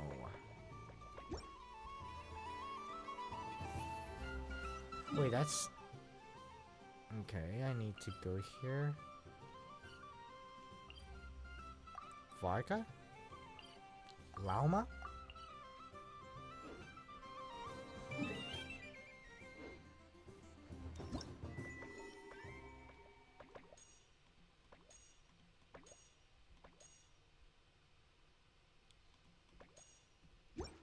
Hexen Zircle booth area. Wait, so we're probably not gonna be clearing everything? Yep. Or is this part of an event? Moon Prayer Candy! Beautiful, tasty Moon Prayer Candy! Buy a whole box, share it with your friends and family! Candy? To share? I wonder what flavors everyone would like. Welcome home, Moon Goddess. Fancy a box of Moon Prayer Candy? Sure. I knew you would. Now, what flavor would you like? I'm not sure. What flavors do you have? Is this for yourself or as a gift? A gift for my friends. Ah, I see. In that case, I'd recommend apple, lockaberry, or midsummerberry. Those are the most popular. Do you have nocturnal blossom flavor? Huh. I've seen couples give those as gifts before, but I did not know they were edible. No?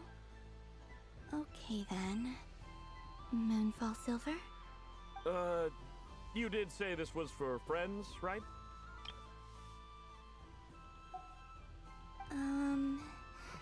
Maybe Smetana then. Hey, now that's a creative idea! I've never tried it before, but if you're happy to wait, I can see about whipping up a batch on the spot. While we're at it, you got any other ideas?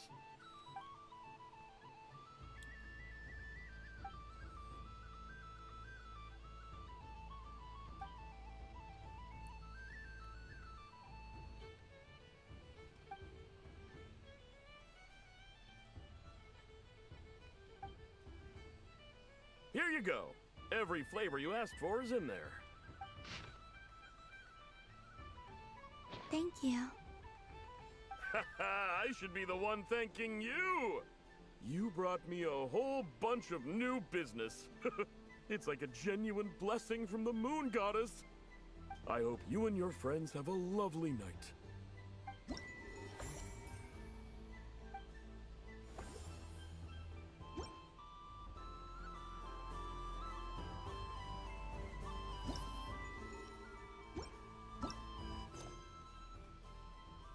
Okay, so we can play everything.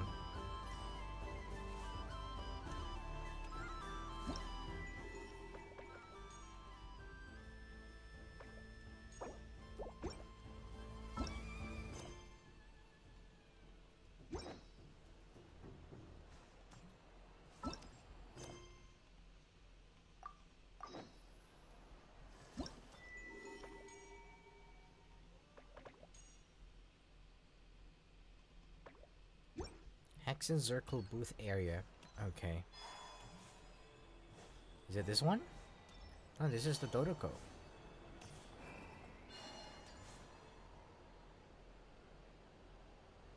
Mischievous Dodoko. Alice is here. A soft and furry creature that bounces and jumps. Welcome home, Moon Goddess. This one talks too. Allow me to introduce myself. I am a Dodoco from a distant archipelago, the most mischievous of all my Dodo brothers and Dodo sisters. When the going got tough, I powered through, and when I met obstacles, I boomed them away. That sounds like a lot of fun. Doesn't it just? Oh, but then the trouble started. Recently, I found a lovely beach, the same beautiful jelly color as my hometown, and so I dove in to have a look. Only to find it overgrown with seagrass and nasty little spiky fish everywhere, looking to turn me into a Dodoco kebab. I made it back to shore by the skin of my teeth, but my tail was sorely hurt. Couldn't you just boom them away? Oh, I wanted to, believe me. But I've heard that you, Moon Goddess, can understand animal speech. The last thing I wanted was to cause a gigantic fuss and get taken to court by a school of spiky fish. I'd be driven out of these waters for good, and my winter holiday would be ruined. And so, dear Moon Goddess, I was wondering if you might lend me your allegiance. Are you roping me into a crime? Oh, let's call it a once-in-a-lifetime carefree adventure. Does that sound better? The Alice is strong in this Festival one. goers tonight are dressed up as the Moon Goddess. But there's nothing to say that the Moon Goddess can't disguise It is herself as a indeed Dodoco, Alice. is there? Besides, this is your home. You should be free to be whoever you wish. I'm afraid I'm not well acquainted with Dodocos, Madam Mage. Oh, that's quite all right. We Dodocos are innocent, happy creatures with a free-spirited nature. Many, like myself, are mischievous troublemakers. Others are lazy souls who like nothing better than to lie down on a nice rock and take a nap. In our eyes, every creature who yearns for happiness and freedom is a Dodoco. But perhaps in yours, we Dodoco are a fluffier and more mischievous breed of Kuhenki. Oh, Yes, that is a much easier image to follow. Oh, wonderful! Then let's we play. are Kuhenki. Grab onto my tail and follow me into the sea. Time to settle some scores with the bad guys.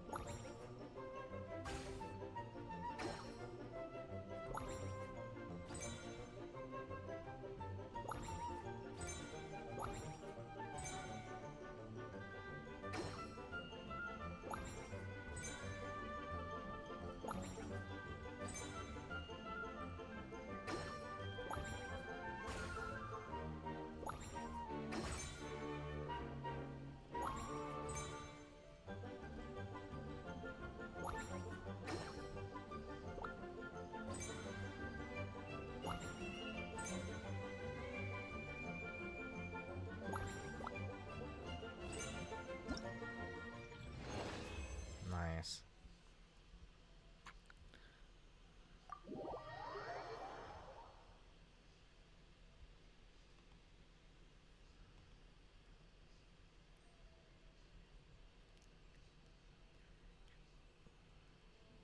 Ooh, a remarkable talent. So, what do you make of it? The use of Jumpy Dumpties doesn't come as naturally to me as Kuvaki. But their unpredictability makes it fun. I think they call this... novelty? Indeed. And how did it feel blowing those pesky nuisances away? Not bad. Any guilt? What do you mean? Oh, wonderful. Lovely answers to all three questions. You've passed the safety test. Now I can give this special bomb to you as a souvenir.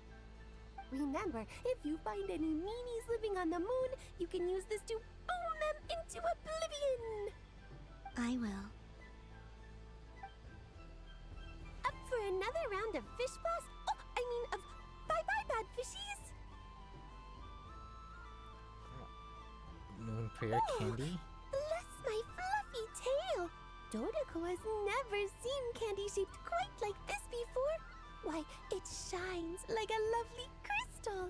Let the feasting begin. Oh, sweet as a tomato bathed in sunlight. Thank you very much.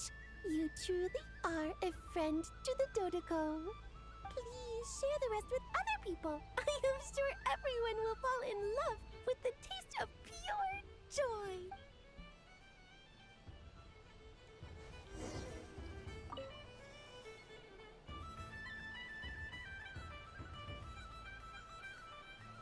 I wouldn't say it's unfair, exactly. I mean, your voice goes right into people's heads. How would you explain that to the kids?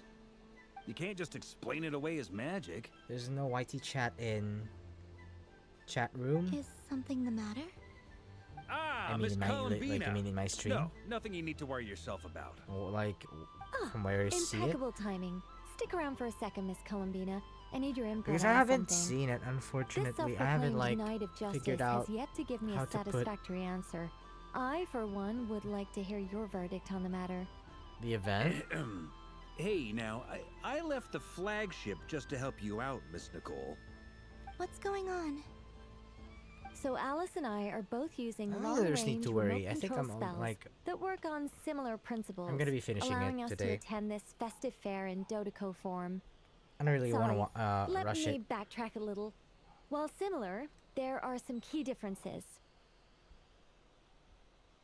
Alice, being a great mage, wanted her Dodoko to reflect something of her own charm and mystique. So she adjusted the way its tail moves when it spins around. Zephon's, I think, is Zephon's already done with the Archon quest? That's crazy if he managed to finish it until the end, like yesterday. But like, as for the YouTube chat, I haven't figured it out yet on how to set it up because I only have like Twitch overlay, chat overlay. And I think I'm gonna be asking him on how to mix it. Honestly, my Twitch feels empty right now because I just randomly felt like I'm gonna be streaming in Twitch as well. Do I like what? An entirely gratuitous move, in my opinion. I hardly see Lauma? how anyone Yes, is going I like to notice Lauma. that. If anything, I'd say that anyone who stares intently enough at a Dodoko's tail to notice such a small detail is someone we ought to be highly concerned about. Yeah, I'm gonna ask help from Zephons how to set up like chat overlays. I only say this to emphasize that my question has nothing to do with tails. Now that we're clear on that, why is Alice's Dodoko permitted to interact directly with the children celebrating Moon Prayer Night, while mine is not? Your voice speaks directly into people's minds.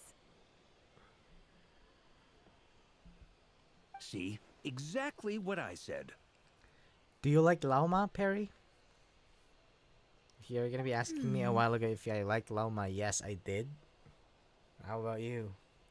Miss Nicole? What do you think of Lauma and her I can't stand it. yeah.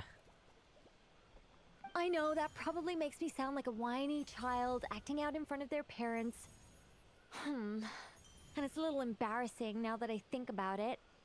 But hey, I've said it now, I can't take it back. That would be even more embarrassing. Also, don't go reading too much into that analogy. It was off the top of my head. I'm actually an awful lot older than either of you. Miss Nicole, are you saying that you'd like someone to play the game you've prepared?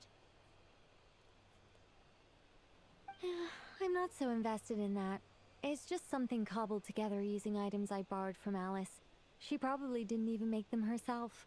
The point is, I want to know everyone's thoughts after they receive their prizes. But as you've said, I can't just ask. I've been biting my lip for so long, and I've had no one to vent my frustrations on. I thought this was going to be a nice, straightforward festival where I'd get the chance to guide people to treasure. Well, can I play? I can't guarantee that I'll win a prize, but... You will? I'd like to try. Then what are we waiting for? Let the game begin! It's like they forgot I was ever here.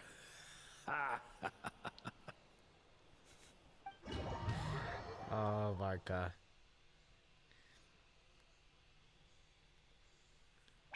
The Ito Pro Max.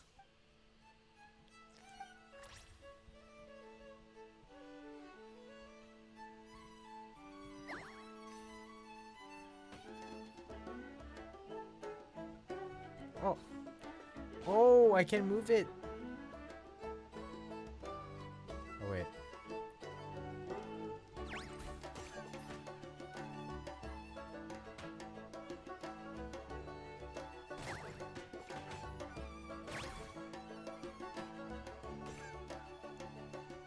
Did we have this before? As an event? Or is this the first time we had a pinball?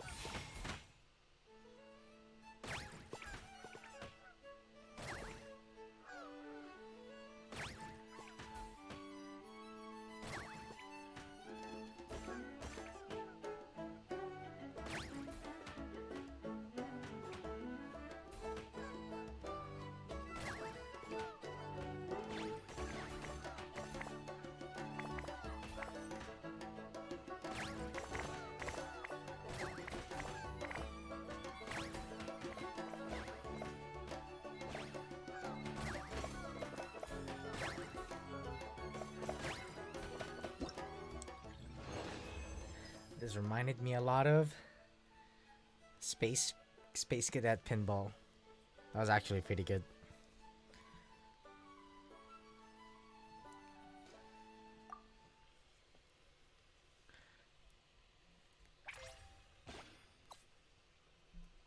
Oh, wait.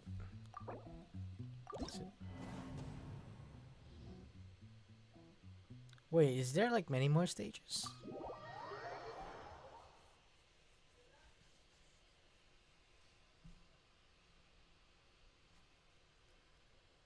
Oh. Congratulations, Miss Columbina!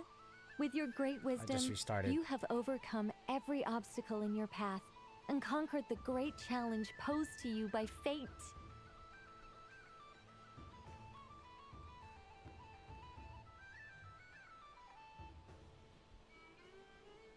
Fate? Well, something to that effect. If you'd prefer something more poetic, it could be the icy winds or the dawn. Anything you like, really. You could even go with the challenge posed to you by Dodeko, if that's what you're into. Anyway, you can take or leave my suggestions. Moving on. All my hopes are now resting on this. Can I open it now? Stop teasing me! Please, I'm begging you. No more talk. Just open it. Wow. What a lovely sculpture. Classic and cute at the same time. Thank you, Miss Nicole. I'll always treasure it. Ah, there we go. Music to my ears. You have my sincerest gratitude, Miss Columbina. Thank you for sharing your precious time with me and fulfilling my wish. Don't mention it. You've all done much to help me. And still, I'm the one receiving all these gifts.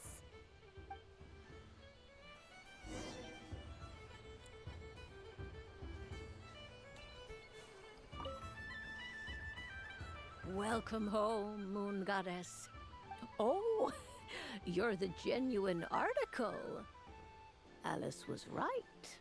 This Moon Prayer Night was worth watching after all.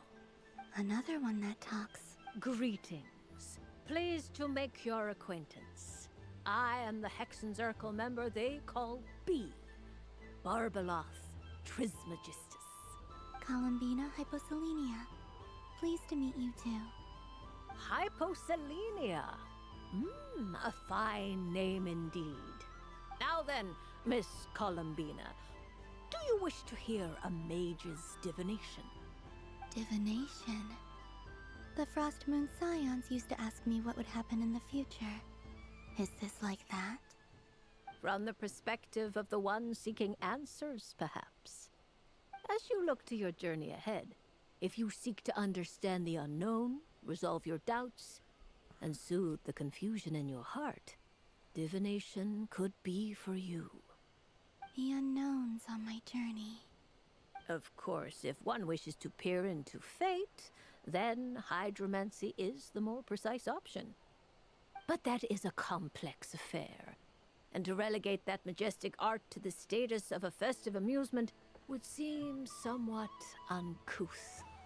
Besides, it is sometimes better to not know fate with great certainty. Hence, I shall use the suitably festive Luna Arcana to tell your fortune instead. It is more popular with the youth in any case. Lunar Arcana. Indeed. Unlike hydromancy, this will only display possibilities and trends. People like to think of themselves as creatures of agency and free will. Peering too far and too clearly into the future is detrimental to both body and soul. I'd like to give it a try. Of course you may. Come then, take a seat, Miss Columbina. Before we begin, are there any specific questions you would like to ask? Let's stick to general possibilities and trends, like you suggested. Ah, very well. Then I shall use the basic Lunar Arcana deck. Now, try to relax. Cast your mind upon the things you have experienced and the things you are soon to experience. I will shuffle the deck. Would you like to cut the cards yourself? You do it. No problem. Now then, to make things easier for the seeker, that is to say, you, I shall decipher the cards from your perspective.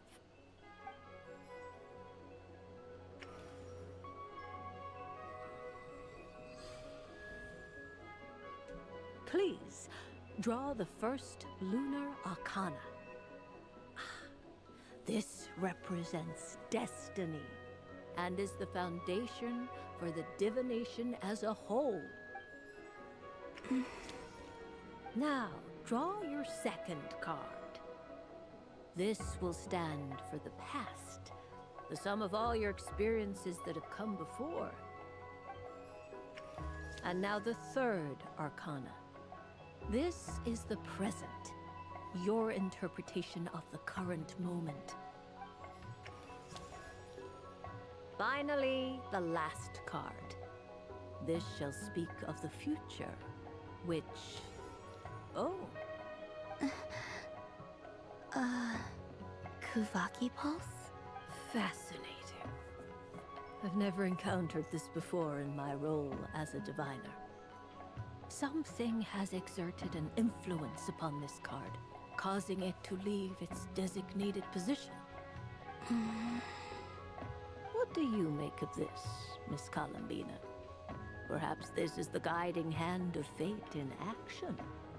Of course, if you wish, you can choose to deny the validity of this card and draw the future for yourself. No, it's fine. Let's go with this one. A bold decision. I must say I'm looking forward to the results. Well then, let us flip the Lunar Arcana in sequence and see what emerges. Sure. First, destiny. No surprises here.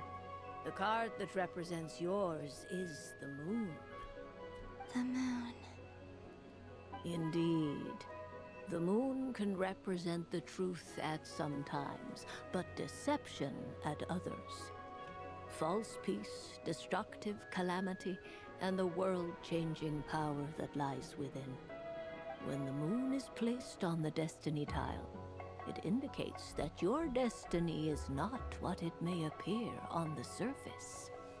Instead, it may yet have a hidden side. It symbolizes a journey through the fog, fraught with uncertainty and deception, where one must face inner challenges head-on. I don't understand. Patience, my dear. This is but the first card, which serves as a basis for the interpretations that follow. Our divination will only grow clearer from here on out. Now then, flip the second card, the one that speaks for the past. Ah, the Hermit, but inverted. Inverted? Yes. The Hermit symbolizes solitude, introspection, and the pursuit of truth. When inverted, it represents isolation, truth out of reach, and a path that leads one astray. Combined with the moon as one's destiny, the Hermit inverted represents a choice you made to stand alone in the past. It was a choice made not out of fear or arrogance, but for reasons that others could not perceive. You fumbled through the darkness without a guide, but you did not find your way. Rather, you went astray. More than once, it would seem. Is this about how I became Kutar despite not wishing to become a god? And how I joined the Fatui because I yearned for a place to belong? I suspect only you know the answer to this question. All is not lost. The past is in the past, and so it shall remain. Shall we look into the present now? Oh my. The Lovers. One of the most interesting Luna Arcana. What does this one mean? This means that you have had an unprecedented emotional experience. The joy of finding your soul becoming intertwined with that of another. A precious and wonderful thing indeed. It's true. I've made a lot of friends recently, and they are very good to me. I like them a lot. That sounds lovely. I am most delighted for you. The Lovers can also represent important decisions, perhaps related to a parting of ways. Now, if I were to guess... Yes. My return to the moon. I understand. Parting with friends is never easy, Columbina. But rest assured, this is not the end of your journey. There is always another story waiting to be told. The future always lies ahead. The future. Well now, it's finally time to flip this most mysterious of cards. Why did it appear? And what does it wish to tell you? I'm ready. Very well. Flip this card and see what lies on the other side. Oh. Miss Barbeloth? What is it? This card is death. That doesn't sound very good. It depends on how we interpret it. It is true that it can represent an agonizing death, a complete and utter end, but at the same time, it can also represent rebirth. Do not forget that your destiny card is the moon. That lends your future many different potential meanings. If death spells the end, is it unavoidable? As I have said, divination can only display general trends. It is a rough guide, but it does not show predetermined outcomes. Allow me to summarize it for you. In the past, you may have lost your way But now, you have gained new connections and new strength. You now face an important decision. One that may bring about a great change in what is yet to be. This change might, in turn, be the end of all things, or their beginning. But remember, everything is subject to change because of the moon present in your destiny. You must see the truth clearly and face your innermost thoughts. The truth. My innermost thoughts. Thank you, Miss Barble. Don't mention it. Some people dislike divinations, for fear of glimpsing an ending to their story that they wish was not so. But I can see that you're different. The result of this divination will not sway your decision. This is a rare quality, and one that diviners always hope to see in the seeker. We are here merely to guide, not to exert undue influence. I understand. Go then and illuminate your future, Miss Columbina. The moonlight that shines from you now is most captivating.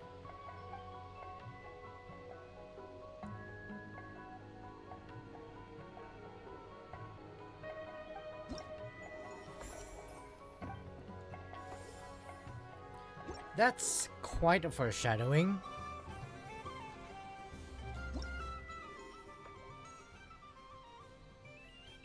I know. Okay.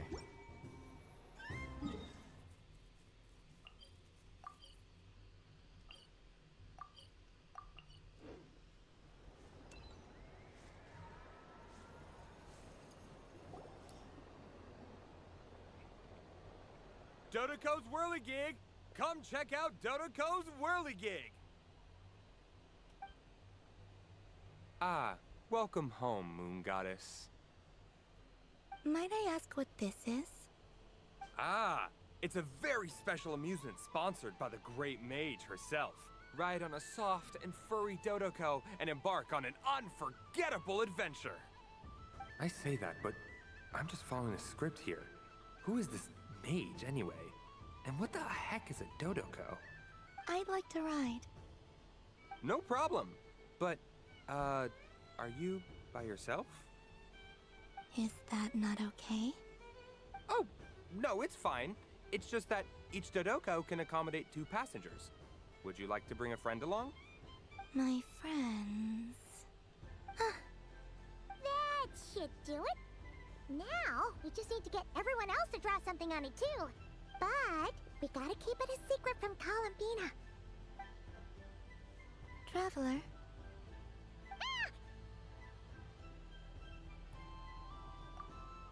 I want to go on that ride. Will you join me? Let's go then. She's not speaking here? Don't worry. Paimon will do the rounds. You go have fun. But like, why? She was speaking a while ago. Alright. I think we have to wait in line over there. Please take your seats. For safety reasons, you mustn't try to leave the ride before it comes to a complete stop. All right, you're all set. I wish you both a wonderful journey.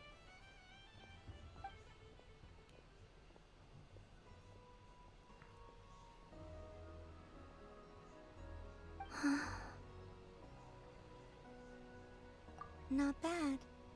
It reminds me of riding a moon lane. Sometimes, the Kuhenki circle around me like this, playing their beautiful melodies.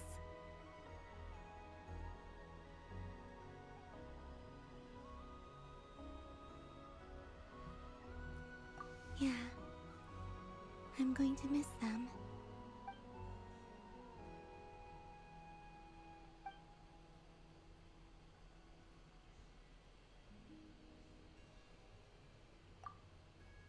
It does.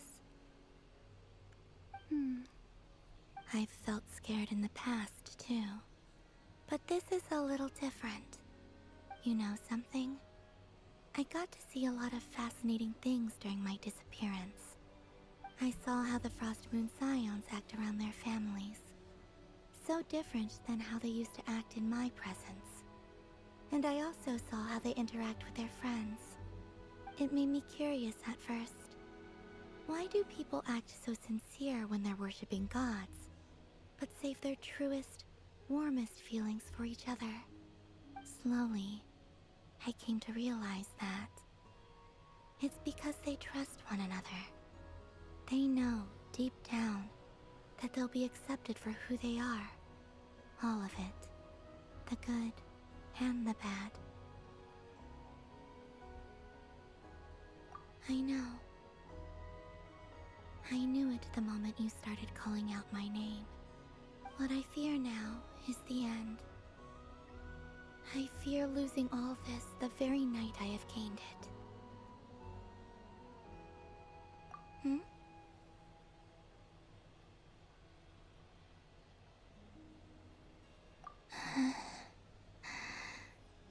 Thank you for this conversation.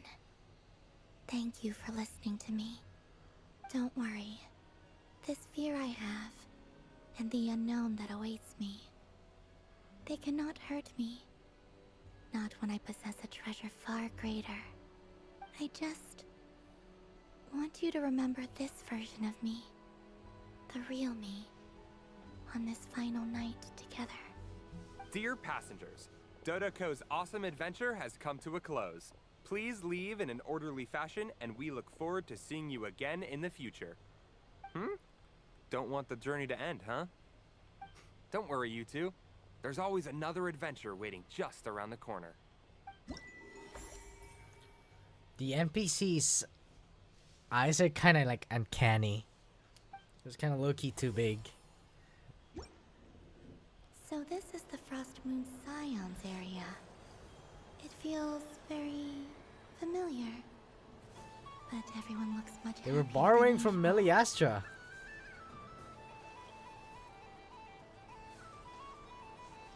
Interesting.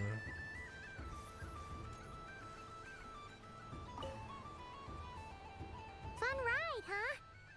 You and Columbina looked pretty sad to leave. This isn't gonna make Paimon dizzy, is it? Oh, candy for us? Thanks a bunch, Columbina. Don't mind if we do. Whoa, this one's intense. But it's so tasty.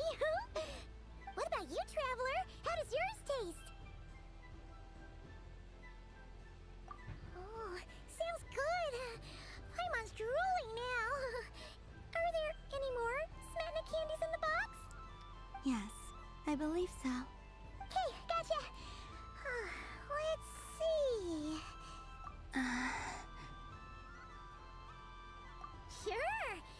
This one, and yep, this one looks right too. Okay, that's 3.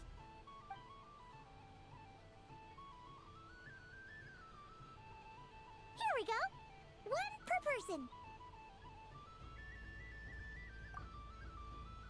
It's so sweet.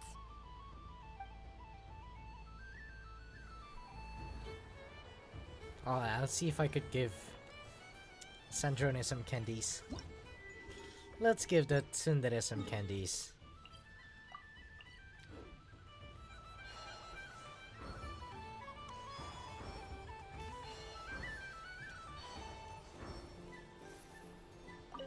What's there to see on that moon? Let her go up there and cry alone. See if I care. You're giving me candy? That isn't like you. This had better not be some weird prank. Coffee flavor? I thought you hated coffee. It's extra strong too. You didn't do all this just for me. Hey! Don't take it away! I never said I didn't want it. I mean, you can't unmake the candy now. Damn it. Oh, cool, Sandrone. Always, never change. Okay. What? How many more do we have? 4. Okay, this is probably gonna take quite a bit more. Sunny days! I prefer sunny days.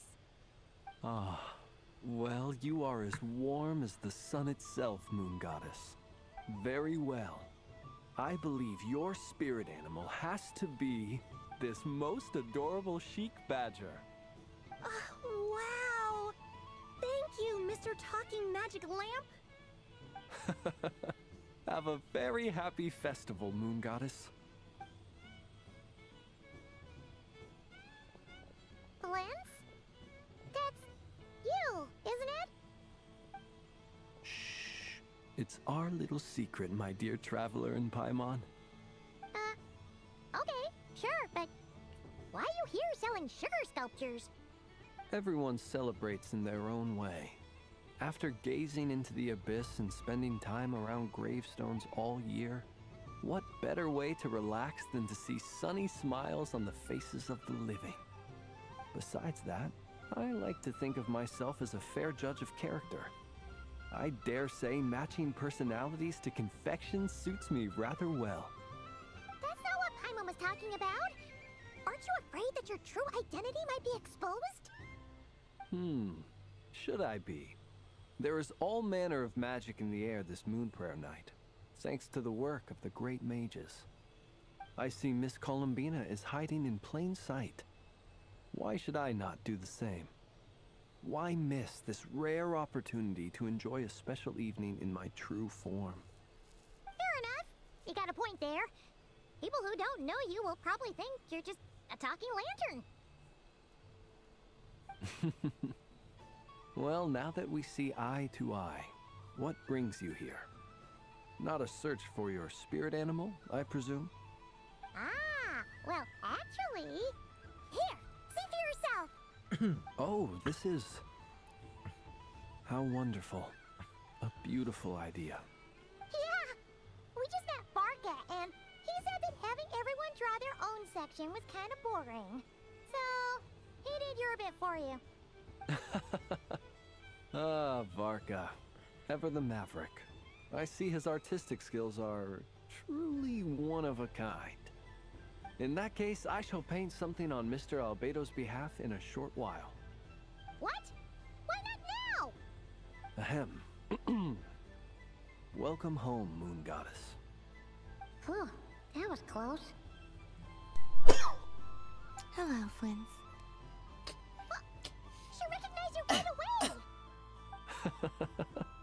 What keen eyes you have, Miss Columbina.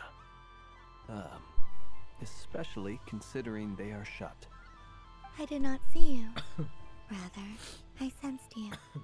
I can sense the fluctuations in Kuvaki all around me. One would expect no less of the Moon Goddess.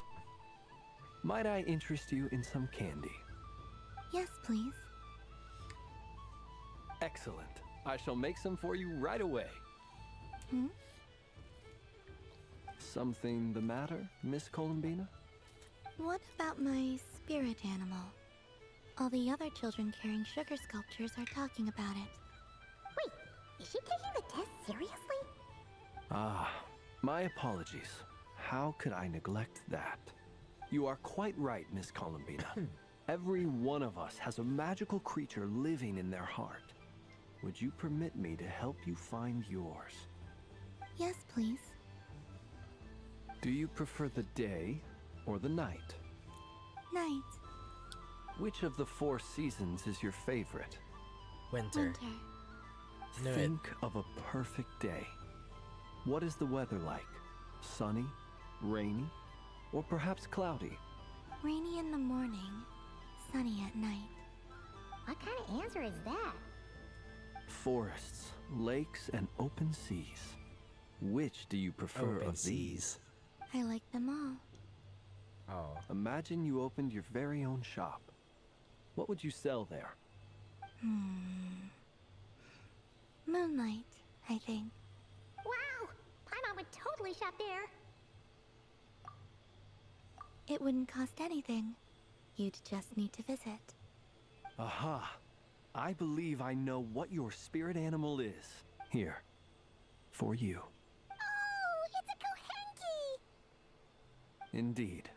A free-spirited being with a deep love for all things here in Nodcry, who selflessly lends her aid to as many people as she can reach. It is the perfect fit for you, Miss Columbina. Thank you.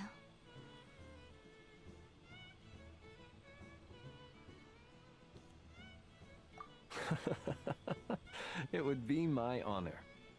But you shall have to forgive me. We have known each other for quite some time. I doubt there is any answer I could give that would come as a surprise to you. So instead, would you accept this sugar sculpture as a token of our friendship? It's a lantern. Hey, why don't you two go enjoy your candy over there? Paimon wants to try out this spirit animal thing too. Right, Blintz? Come on, play ball. I get this drawing done. But I want to hear Paimon's answers. But it'll probably take ages. Paimon's a complex soul. And we don't want your candy to melt while you wait, huh? Oh. Okay then.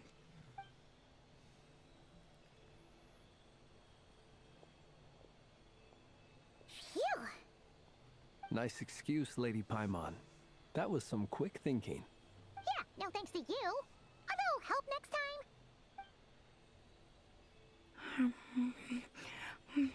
It's sweet.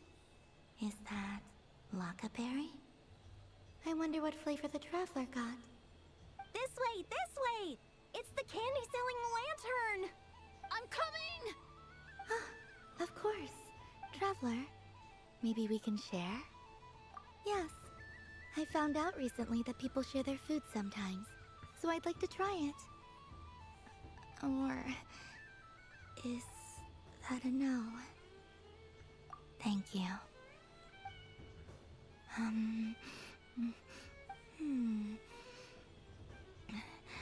Yours is a little more sour than mine. Here, you try it. Are you sure? Amazing. My sugar sculpture has shrunk, yet my heart is filled with feelings of sweetness. I will remember this feeling. Sure.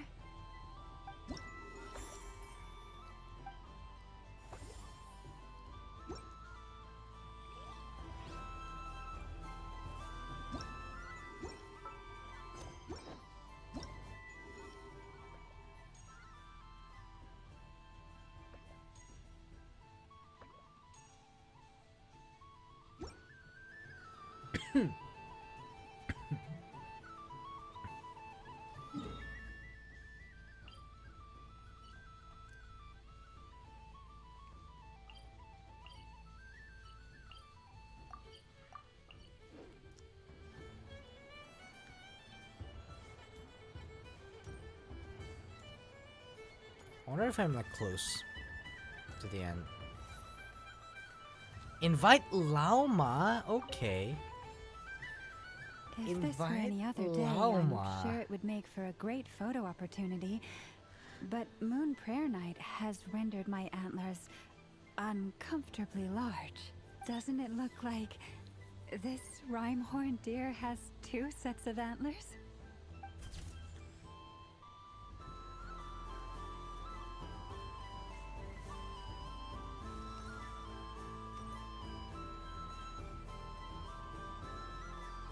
Wow, the Frostmoon Scion stall looks kind of plain, but it's pretty cool once you get into it. I don't go to Hisi Island much, but it's got that, like, all-the-world cultural feel. And if culture means we get more festivals, I'm all for it! Hello, Yahoda. Columbine... hello, Moon Goddess. That was too close. I almost gave the game away in front of the staff. Oh, wait. What's the deal with her shoes? They don't make a sound when she walks. I could do with a pair of those. Do you like balloons too? Balloons? Oh, you mean those? What's so fun about balloons? I'm not a kid anymore. They're probably more up Aino's alley. Yes. The animals seem very curious about these strange flying objects. I was drawn here by their voices. I recently learned a fun new game you can play with balloons, so I decided to come and give it a try. A new game?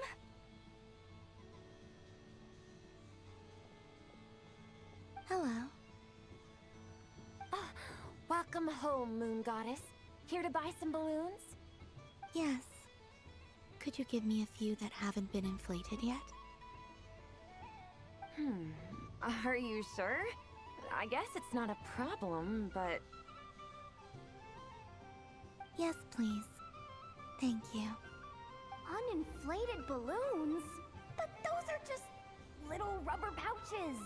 What does she want with those? Would you like to play the balloon game, Yehoda? Huh? Sure. I guess. How do you play it? Wait here a moment.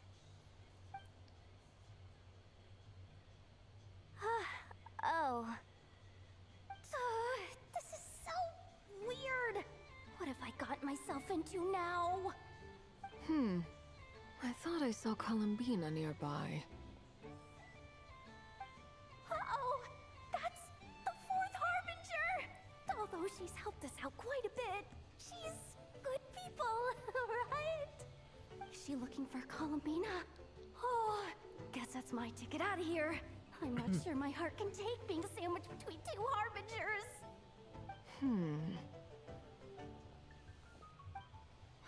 Which stall is she checking out? Oh, it's that other Frost Moon Scion's one.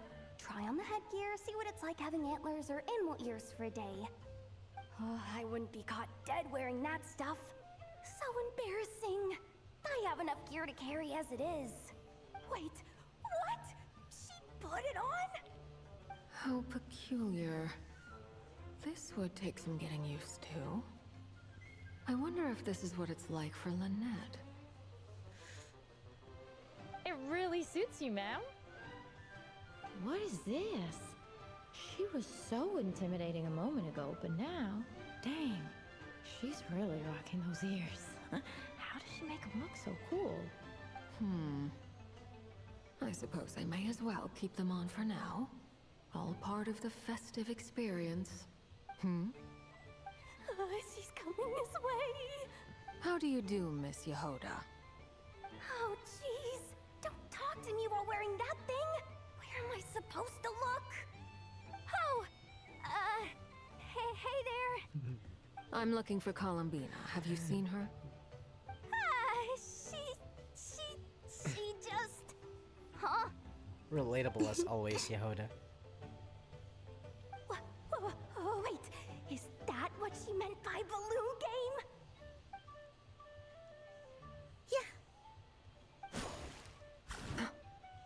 Huh?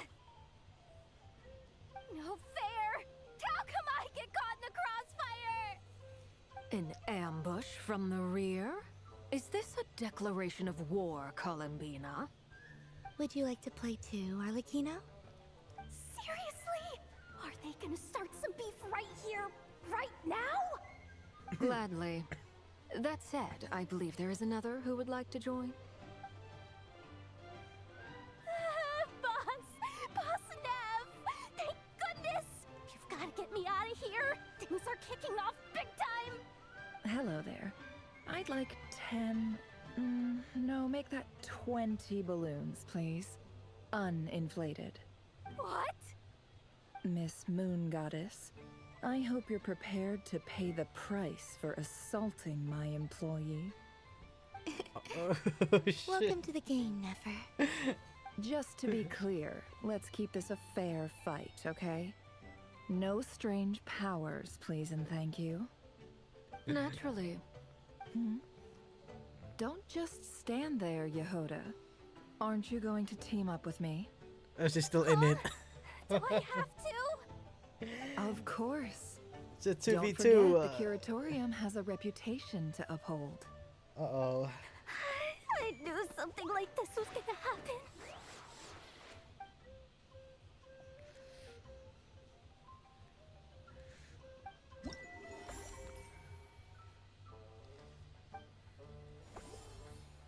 Okay, last two.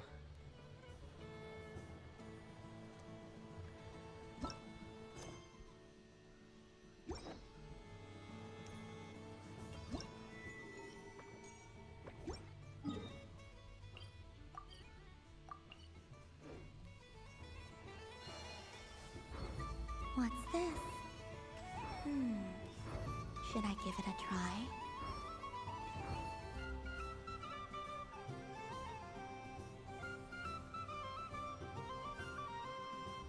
This doesn't make any sense. How am I losing every single time? Wait, Inefa, you're cheating, aren't you? Yeah, that must be it. I am not cheating, I know. Uh-oh, sounds like Inefa's turning into a big baloney bot. I think it's time for some serious maintenance. Moon Goddess, help me. Miss Columbina, I know, is attempting to cheat.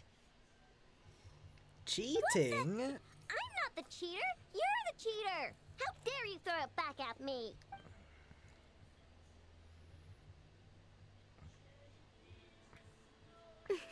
All right, fine. Let's all laugh at I know.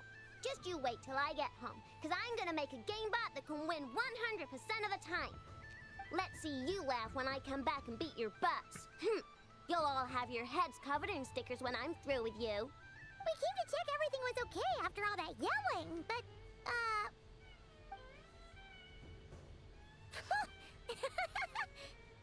Whatever it is, it sounds like cheating is allowed. Kuhenki concentration. Each player starts with differently colored kuhenki. Each round, they draw one kuhenki from their opponent. When a player has two kuhenki of the same color, they make a pair and can be discarded.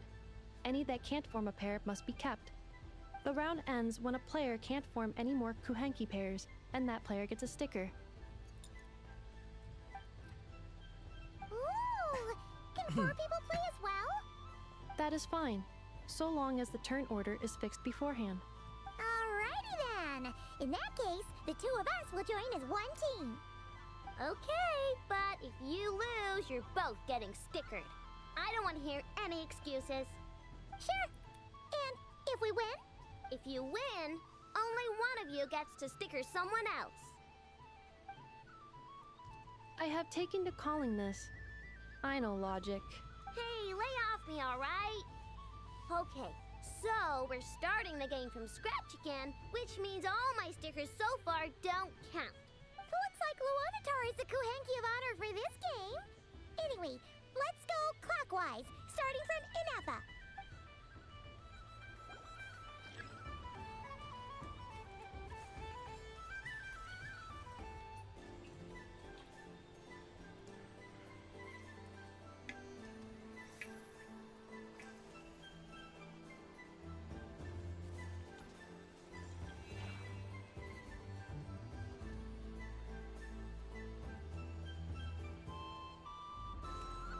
Nice! That's a pair!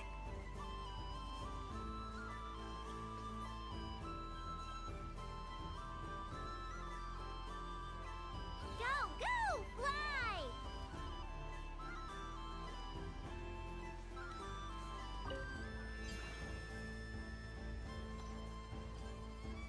Go on.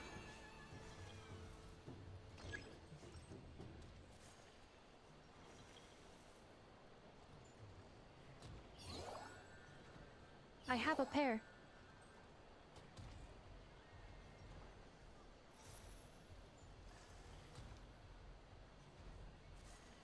Uh-oh! We gotta pick up the pace!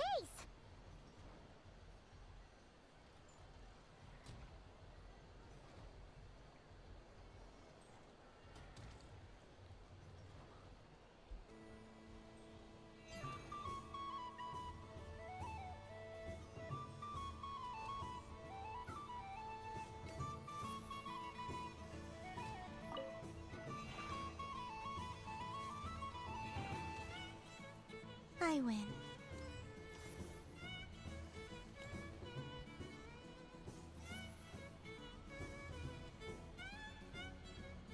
Phew,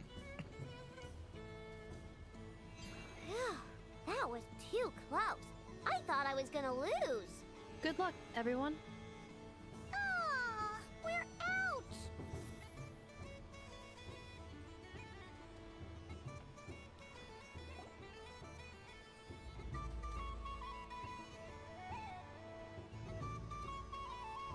Let me pick a good one.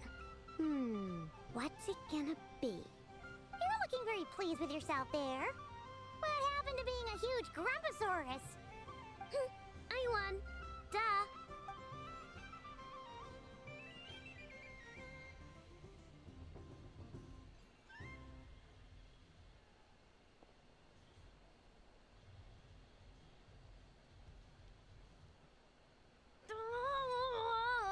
Me again? Don't fidget too much, Ino, or the sticker's going to fall off. I don't care. If it falls off, it falls off. If a pair of Kuhengi get discarded, why not a pair of stickers? Huh? Huh?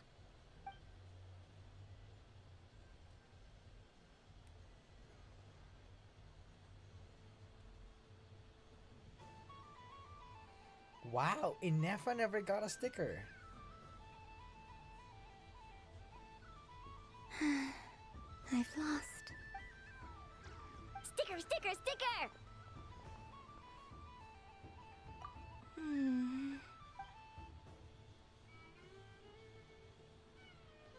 Cute! You think so? Shame. I can't see it for myself.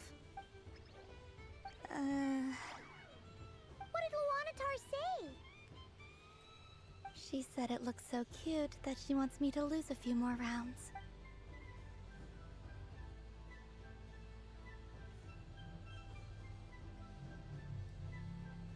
Who put these stickers on Paimon's eyebrows? Ugh, she can barely see! Alright, now, I think we got enough evidence to prove that there's a serious problem here. Inefa never got a sticker. Yes, I agree as well. The culprit is... Inefa! Culprit? What did I do? Quit acting dumb, Inefa! You're not wriggling your way out of this one. I've been watching you. Not only did you remember whose side Luanatar started at, but every time someone drew a Kuhenki, you were logging it and calculating every last possibility. Which Kuhenki pairs were gone, who had what color Kuhenki in their hand, even our facial expressions. You were keeping track of it the entire time. Exactly! What Ino said! Putting aside the fact that running calculations is not against the game rules, do you have any evidence to support your allegation? Eyes were but shining. That's not against the rules either. So she admits it. She certainly does. Alright, everyone grab a sticker. It's time to get Inefa back. But... Take that!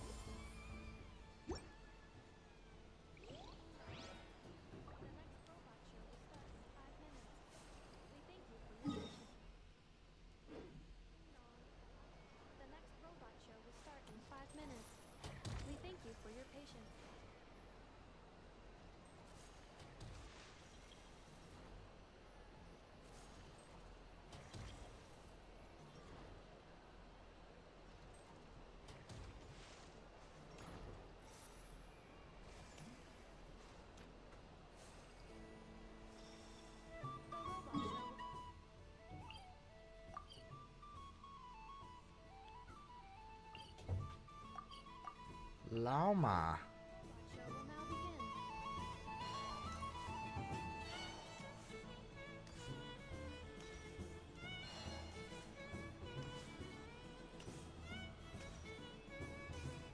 What's this? Should I give it a try? Is it this one for Llama? Where's Llama?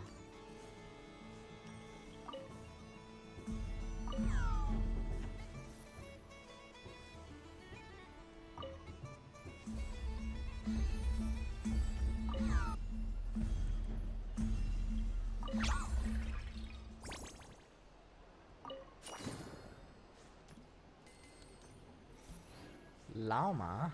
Okay. I wish for a never-ending supply of laka berries. What a humble wish. Probably written by a child.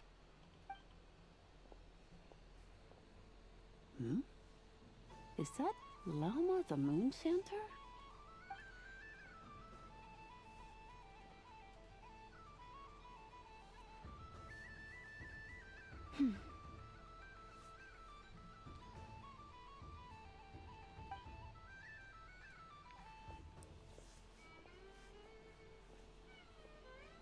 I wish that the long plume ibises would stop biting me. Oh dear, poor Llama.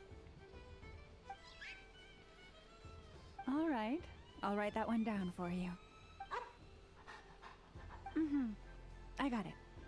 While everyone else is celebrating Moon Prayer Night, you're as busy as ever. I don't mind. It's rewarding work. A good kind of busy. My antlers are at their heaviest tonight, and the Kuvaki waves are especially strong. But as I help these dear friends hang their wishes up, I feel a great peace within myself that is hard to describe. You see, they are all such beautiful wishes, and they are ones that we can fulfill by our own strength. Do you blame me, Llama? I want to hear your honest answer. It is by the help of so many people that I can return to the moon. But I feel as though I've hardly done anything in return. You've done plenty, Columbina. I say this in earnest, both as someone who knows your history, and also as a friend who has seen what you've been through. What about as a moon chanter?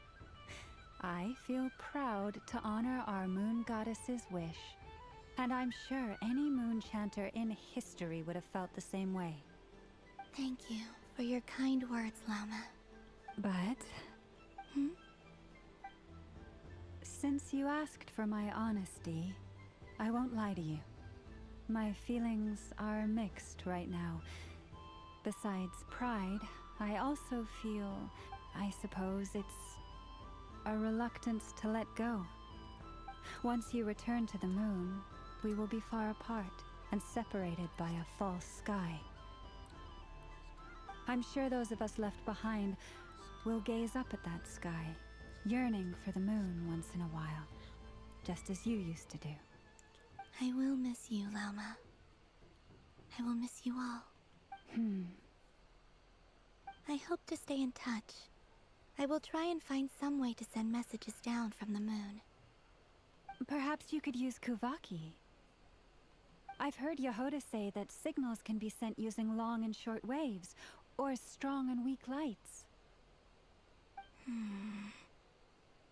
That sounds a little complicated.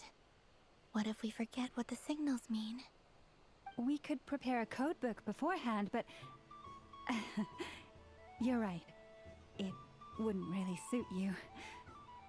Still, whatever happens, I believe that you will find your own unique way of communicating with us. And now that I think about that, my heart feels lighter. Because you trust in me? Yes. I have faith in you, and in the power of truth. In my experience, the truth tends to be difficult, but that's what makes it stand out from what is false. So I'm confident that your thoughts and your love will shine through the curtain of lies. We will know it when we see it. Thank you. Now, could you help me hang up my wish? Is this? I wish that all who dwell in this moonlit world can find a place to belong. And I wish that I shall one day see my friends again. It's 2 wishes. I hope that's not too greedy of me. Not at all. And I think you speak for us all with the second one.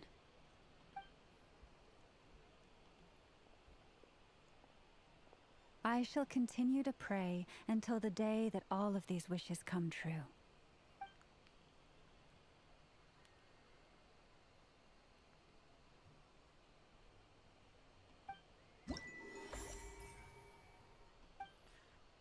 That's everything.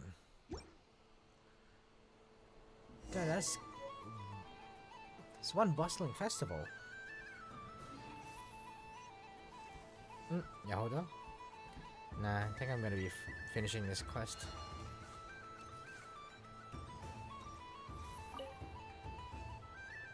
Traveler. Hey there, Kalamina! Are you done checking out the festive amusements already? Are you sure you don't want to look around some more? You might not get another opportunity like this for a while. Right now, what I'd like to do is...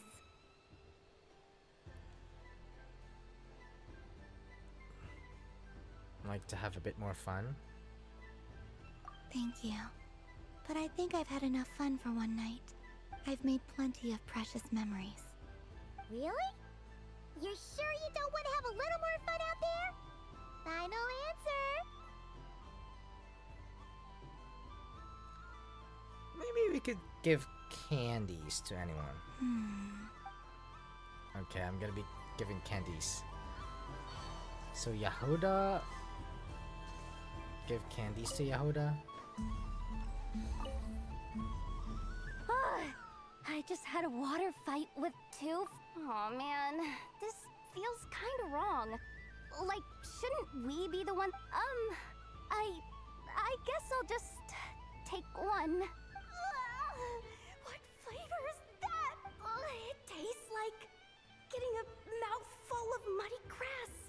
After being rear-ended by a blunt-horn rhino, then face-planting the ground. It's delicious.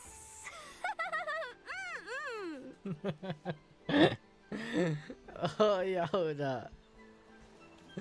Okay. Give Llama Yes. candies as well. Why, thank you. Don't mind if I do. Oh, my. It's so sweet. I'm so accustomed to plain, simple meals that this sweet treat is quite a shock to the senses. But I savor this moment in its entirety because it tastes like true friendship.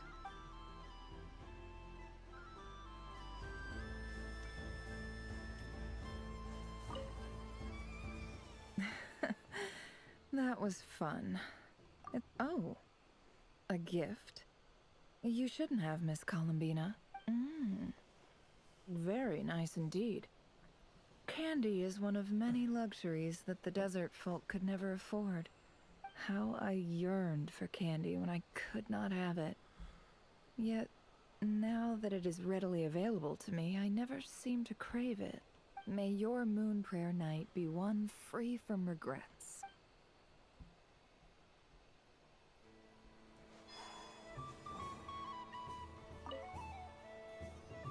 I've seen Lenny and the other children play this game before. It would seem that it's not a bad way to relax, once in a while. Candy? Would you mind if I took a handful extra? I'm sure that I must say, Columbina, you really have changed. You never used to show this much consideration for other people, even when prompted. I'm sure Sandrone would agree when I say, I like the present version of you better.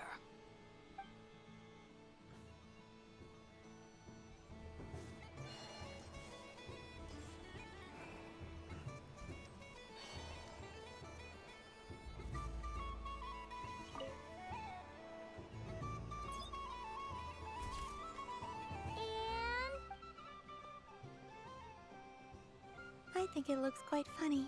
Well, Paimon thinks it's super cute. It looks like a silly chic badger and Chic badger. deer that's about to fall asleep. Maybe I'll stand on the chic badger's side instead. It looks Chic like badger. we've attracted the attention of quite a few animals. Let's make room for them.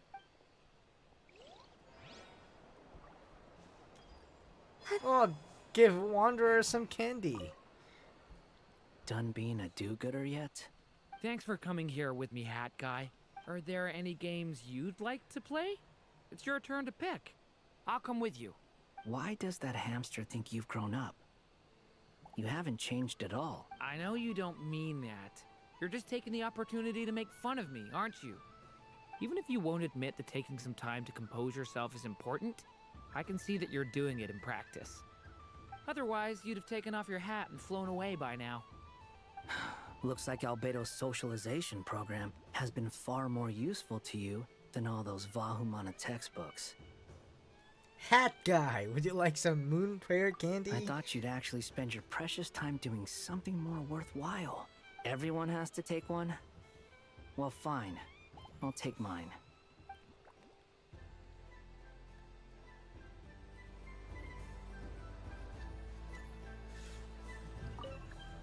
Done being a... Thanks for coming. Are there any... Why does that I know you'd... Even if you won't admit... Otherwise, you'd... Looks like Albedo's social... A moon prayer candy for me? Huh, thank you. It smells like... baked apples and butter. Reminds me of Good Hunter, a restaurant in Mondstadt. I always have to resist the temptation to go there, unless I'm ordering food. I understand your homesickness, Miss Columbina. I have a double dose of it, because both Simulanka and Mondstadt are my home. Good stuff. Up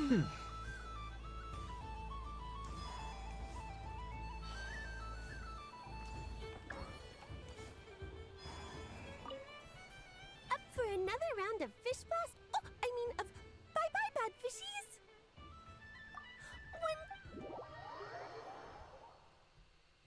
What? I'm gonna give them candies. No. I just want to give candies.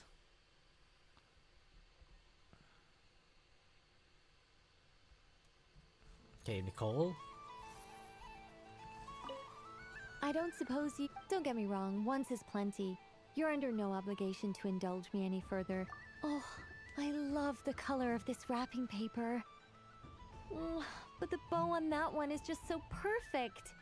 Oh, this is a tough choice. I know the wrapping paper doesn't affect the flavor, but it does set the first impression, which can influence your mood as you eat it. And actually, that does affect the flavor. I have to listen to my heart and pick the one that I can really build a bond with. It's the only way to eat candy. Oh, but look at the shape of this one. How lovely. Ah, this choice is getting harder and harder.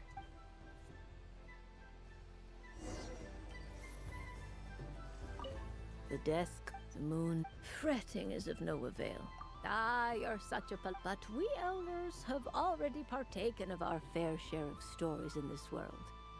Enjoying candy, keeping up with the hip and groovy trends of the day.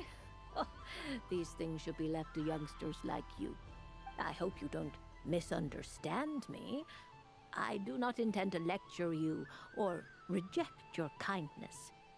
It is simply that the mere sight of this candy is starting to give me a toothache.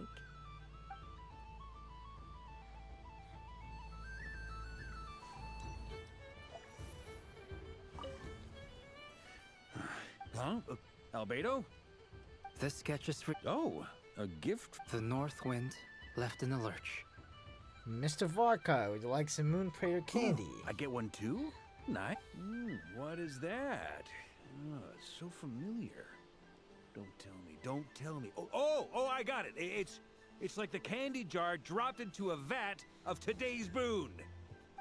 Seems I'm a proud recipient of today's Feast of the Moon, huh? What an excitable guy. Huh? Albedo? This sketch is for... Oh, The North Wind left in the lurch. Thank you. It seems I've picked lemon. It strikes a good balance between sweet and sour. This has perhaps I should take...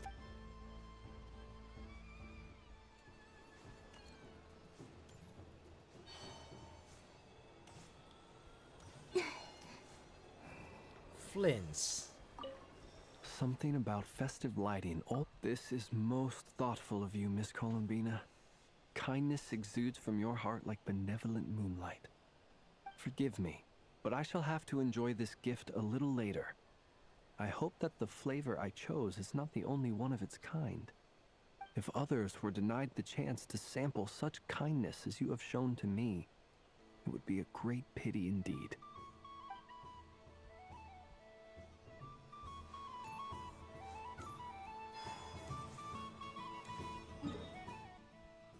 I think we only have Dory and the 2 workshop bodies left.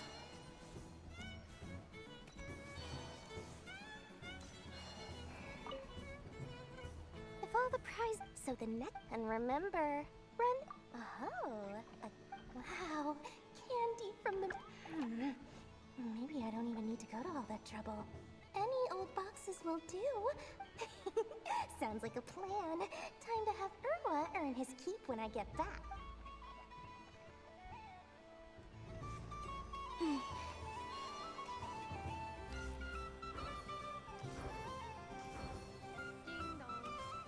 The next robot show is... Aino is throwing a tantrum again. I believe it will take 3 crumb-kakes to constitute a suitable peace offering. Scanning candy composition and ingredient ratios. Selection confirmed. I would like the crumb-kake flavor. Flavor profile simulates real crumb-kakes with 27% accuracy. This is a non-viable substitute for Aino's afternoon snack. One moment, please. Done. Please sample this freshly baked crumb-kake, Miss Columbina. Ding dong. The next robot show will start in 5 minutes. We thank you for your patience. I'm never playing games with you ever again, Enougha. Ooh, moon prayer candy. Sweet. Is it okay if I grab a whole bunch? Psst, Columbina, turn around. Use your huge cloak to block Enougha's vision. Yum. Oh, this one's even yummier. Oh, the flavors are blending in my mouth. Ew. Okay, that makes everyone. Time for Columbina to get a proper send-off.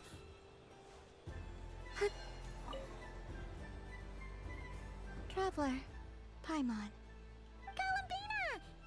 Finished with the festival already? Really? You're sure you don't want to have a little more fun out there? Final answer. Yes. Final answer. I am sure.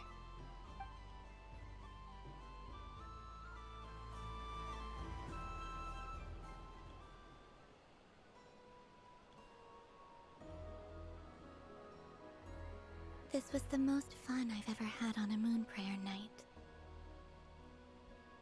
Everywhere I went, people were saying, "Welcome home," and there were friends at every turn. I only wish it could last longer than one night. Aww.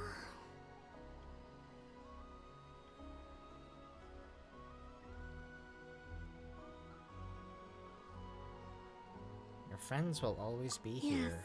you're right. The moon prayer blossoms.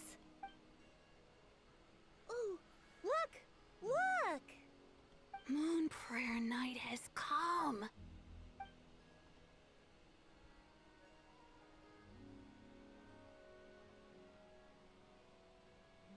The moon. It's so beautiful. Happy Moon Prayer Night, dear. Happy Moon Prayer Night. Happy Moon Prayer Night.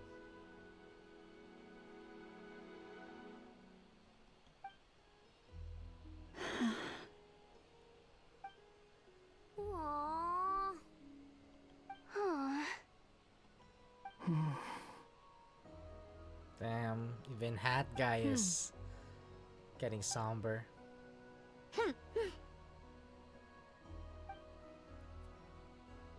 Time flies when you're having fun.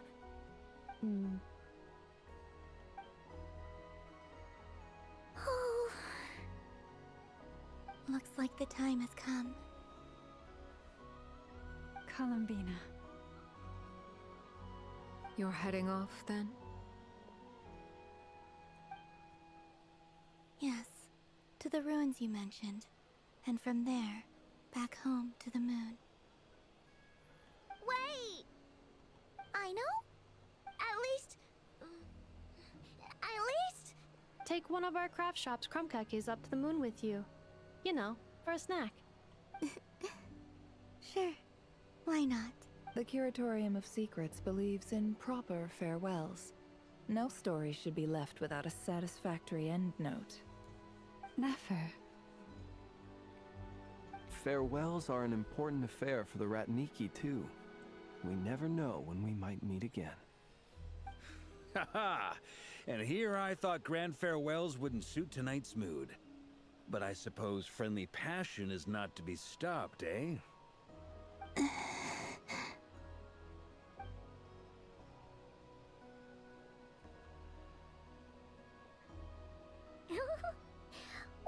made a little something for you, Columbina.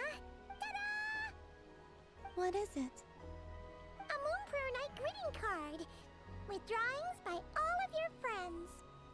You did mention that you'd like a portrait done, so I took the liberty of creating one for you. I, meanwhile, did the portrait of Mr. Albedo, and Mr. Varka did the same for me. I mean, I think my work was pretty true to life, don't you think? The picture of Ashru was my doing. The two of you seem to get along rather well. Wait, was I the only one who did a full body picture? That's so embarrassing. I did pictures of me and Anefa. I did my own portrait and one for Hat Guy. Plus, there's the two mages, Arlecchino and Sandrune. So, if you ever miss us, just flip the card open and we'll all be right there with you. I don't know what to say. Thank you so much, everyone. This whole Moon Prayer Night was more than I could have ever asked for. It is the greatest gift I have ever received. Lama, I figured it out. Figured what out? Remember how the Frost Moon Scions used to use milk as invisible ink to write hidden messages? That was a very long time ago. Oh, are you saying? Yes. When I miss you all, I shall use moonlight in the same way, to write words that only you can see upon the moon itself. Wow, that sounds lovely. Quite. But how will we see them? Simply open your windows on nights when the moon shines bright, and the moonlight will naturally flow towards the words I have written. That sounds most fitting indeed. Very true to form. I'll try to write them in places that won't disturb your sleep. I, for one, would sleep all the better for having read one of your messages before settling down for the night. Exactly. So don't worry about disturbing anyone's sleep. Just promise you'll write to let us know you're okay, alright? All right. I promise.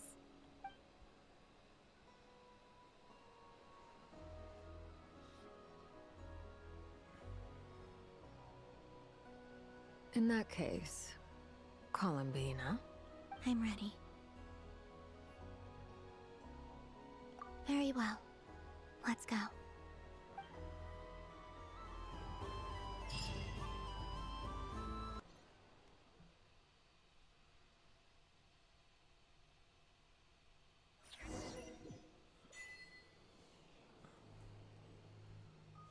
In just a few moments, I will be gone. I still don't know what to expect on the moon. Will I really be able to send messages to my friends? The Kuhenki, The animals of Nod cry. I'll never get to see them again. I wonder where I'll be when the next moon...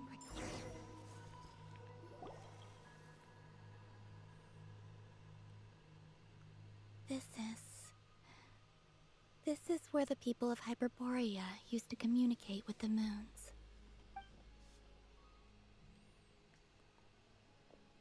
Eternal moon, frost moon, iridescent moon.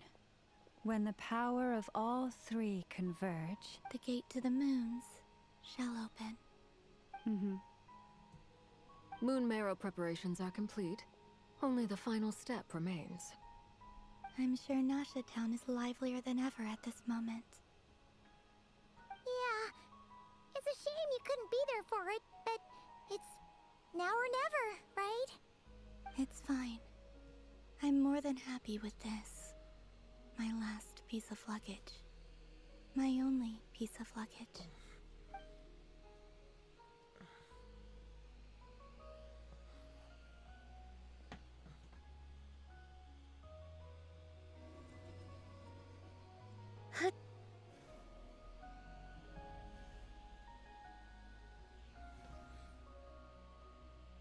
I can already feel the moon calling to me.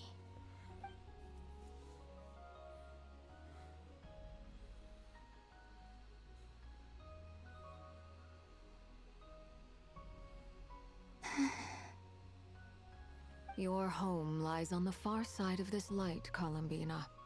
From now on, we will at last have a reason to pray to the true moon. Columbina. Yes? I'm listening. Be sure to come back and see us when you get the chance.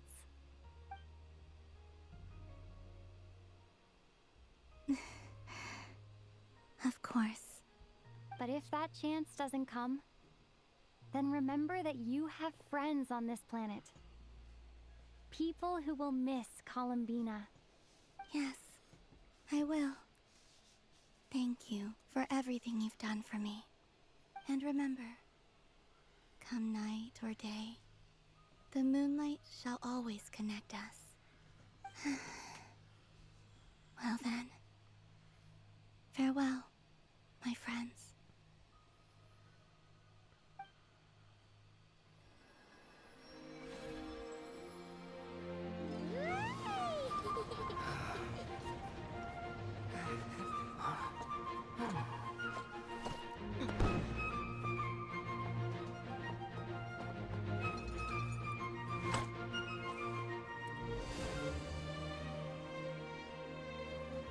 Thank you. This was my happiest night in Tevat. Farewell, Columbina.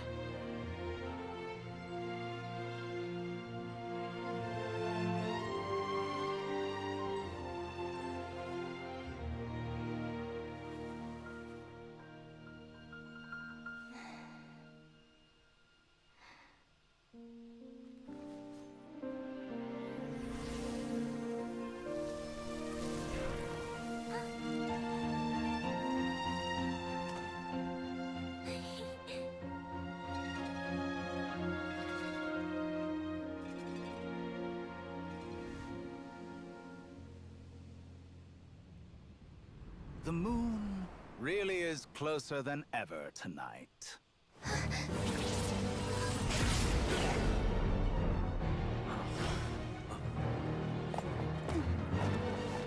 Columbina.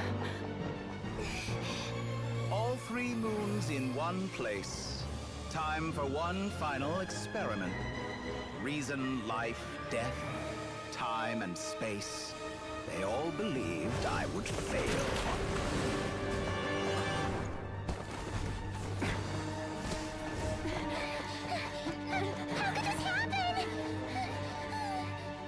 But Tevat's primordial power never did belong to the throne of heaven. And now, they are mine.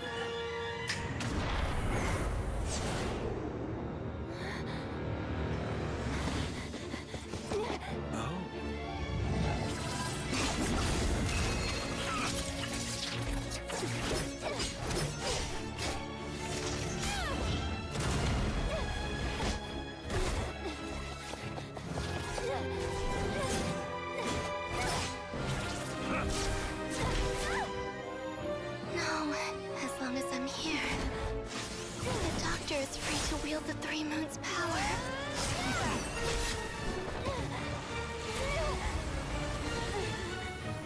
It's the only way.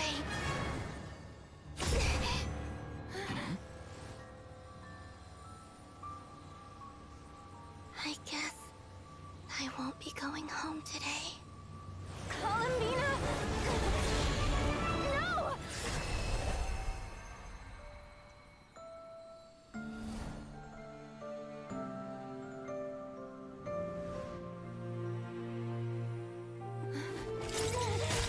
No, she did a Tholindis.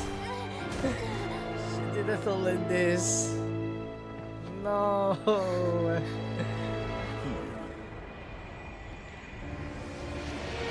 But still, though, that is. Stubborn world, do not try to control me.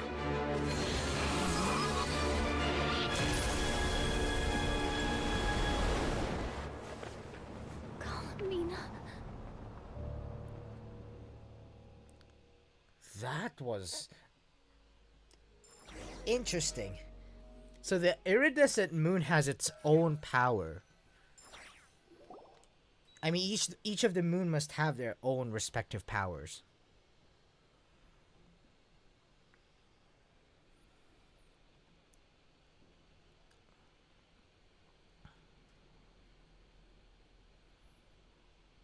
Are you all right?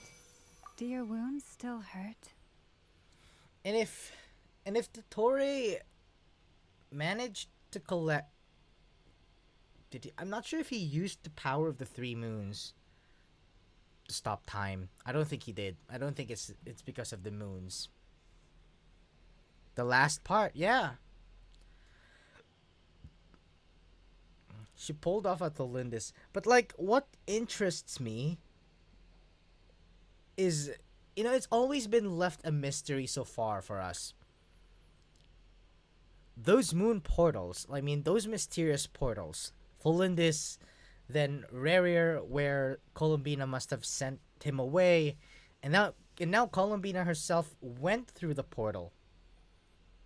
And if it's not leading to the moon, where could it possibly lead? I'm thinking that it could be similar to the colors out of Space Quest. We went to some sort of pocket dimension that is all purple, because, you know, when the red and blue Kuvaki primordial energies came together, it blasted an entire zone that created some sort of a pocket space that, you know, the Traveler and Paimon were like just gliding through, and then they emerged in that same spot, and everything's like all glossy, all white, like it's resembling moonlight. But then again, where could it be? Maybe the two worlds of the iridescent moon might have something to do with it. Considering that, yes, Tholindis was also trying to continue her research with the moon marrow of the Crimson Moon.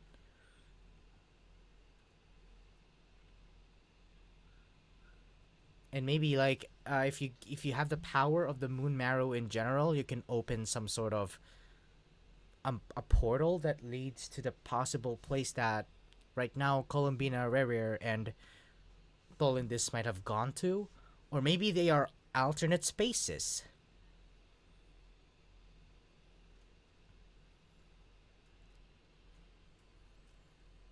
I had someone prepare a little medicine that could prove effective. Take it if you need to. I'd rather talk about what just happened. In that case, let me relate the contents of the call we made to Alice after the incident occurred.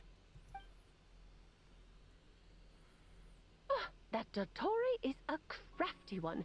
He distracted the Hexenzirkel by creating a huge fuss at Tevat's borders. Damn, so he even fooled the Hexenzirkel. How insane is that? I'd assumed that the cause was an abyssal intrusion from the outside world, which in fairness is a rather common occurrence. But at the same time, I'm not surprised if this is what the Tory has been planning ever since. I'm not surprised if the segments of if the clone of his are part of this. Because if you have many clones prior to when Nahida requested the Tory to remove all the clones, those clones might have already done what they were tasked to do. And maybe even the burning, quote-unquote, burning of the Ermine soul, doing a little experiment on blasphemy, must have also led to this point. That was a long executed plan.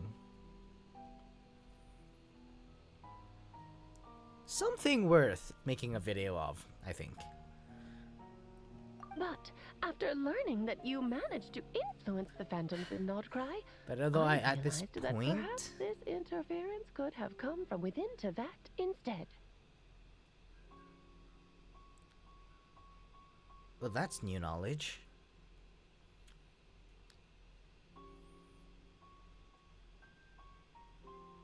So those were artificial? So those phantoms were artificial or like extrapolated? But then but that can be considered because before in Act 5 they discussed about how the things that are happening are basically the events that were already recorded in Irminsul. And yes, the Abyss through Durin still has an effect to play for those, because as we know from the Space and Time for You quest, the Abyss was able to influence the ley lines through the Loom of Fate. And also from also for Caribert and Clothar.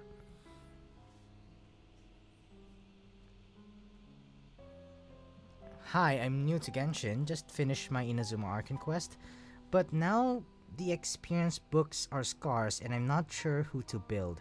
So if you guys can give some advice about who's good and worth building. Right now, I think you could work with what you have. Also, I'm sorry, I'm sorry, I'm kind of like doing the main Arcane quest of the moment, but it might contain like huge spoilers for you, but take your time. So I'm not sure what characters do you have. If it's like Inazuma characters,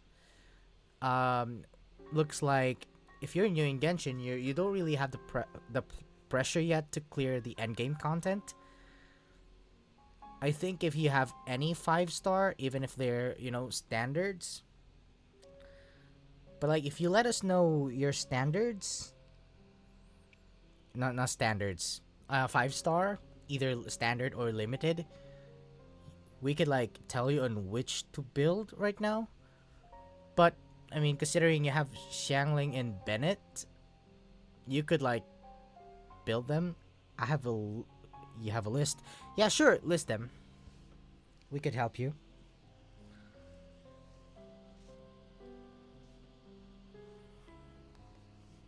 And I think you really need to save your resin. I don't think there's like any pressure. I don't think there's any pressure to really spend them on talent material or like EXP. You don't really need to spend them on EXP. Mona, Farzan, Linny. Wait, Lynette. Is this Lynette? Lynette, Razor, Barbara, Kaya, Mona. Aino, Bennett, Gaming, Dia, Lanyan. You could. Okay, so like recently there's a buff with Mona, so I think you can consider building Mona. But at this point, I think you would need to build around your main damage dealers.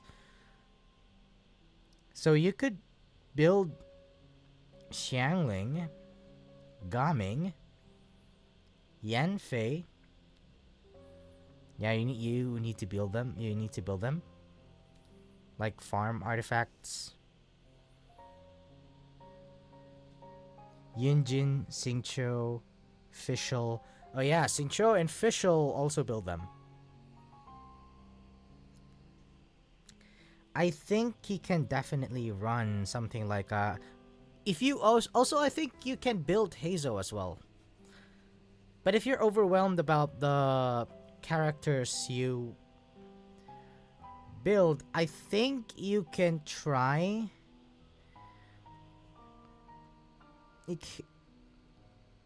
Benny. Yeah, Benny is like Benny. You need the highest base attack weapon for him, and then that's pretty much it. But of course, maybe like you can farm like Noblesse Oblige artifacts, especially for Bennett. Oh, especially since you unlocked Inazuma, you could farm Emblem of Severed Fate.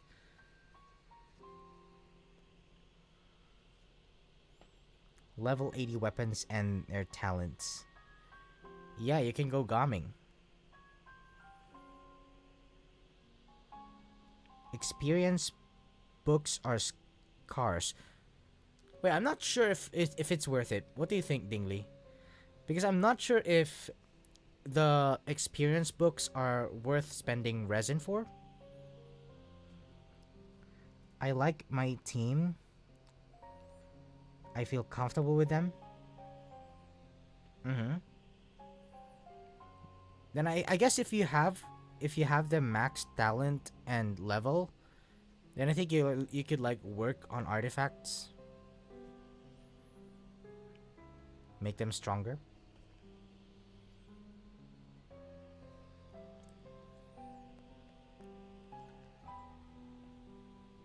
But I'm not sure if you've unlocked the teapot yet.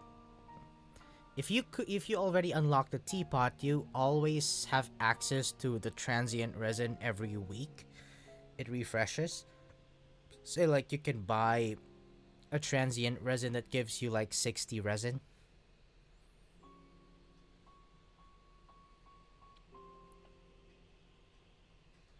But like at this point, you really need not to worry about endgame content. Maybe Spiral Abyss up until floor 8. But not the rotating Spiral Abyss. But Gaming, yes. I think Gaming is really good. And then Xiangling Bennett. About to be... And his talent? About to be leveling it.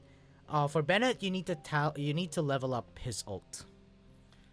And it's you can also level him up to 90 because it's worth it. It basically just increases his base attack. And the sources for your base attack are only your weapons and level 5 I'm working on but not sure how to level up. I guess you can like do ley lines. You can try doing ley lines EXP at for now.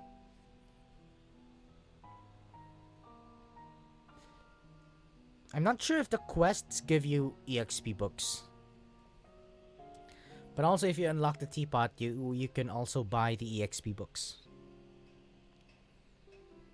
I'm not sure if like the event you can do the events even if you don't have the quests unlock. Need a lot of Mora for skills. Yeah. Mora is also something I would suggest. I guess you could spend resin on ley lines. Both EXP and Mora. Right, I think for now you can like focus on Mora. Because like everything else needs Mora, even leveling. One at a time, to be honest.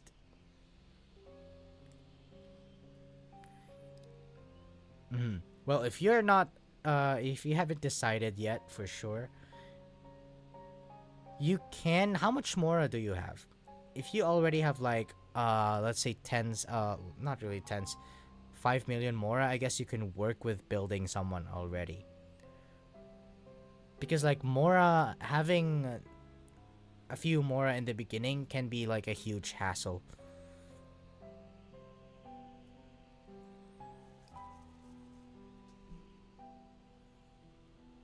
Teapot is... Oh, the teapot is level 5. Not sure how to level it up. So it's the trust rank. I forgot how to level up trust rank as well.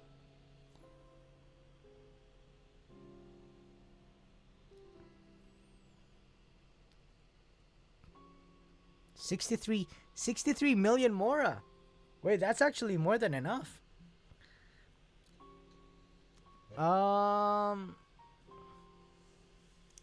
Yeah, 63 million, pretty insane. I only got like 23 million. I think he's been farming Mora.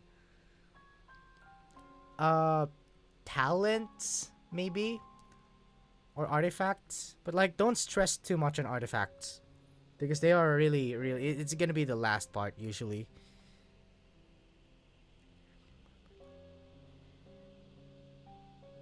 $63 million. I mean, even if it's just 6.3 million, it's still relatively enough. But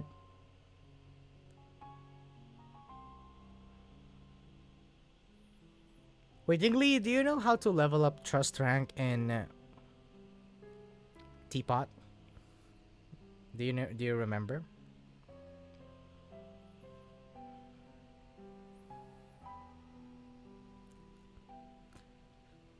I think you level it up by crafting a lot of the furnishings.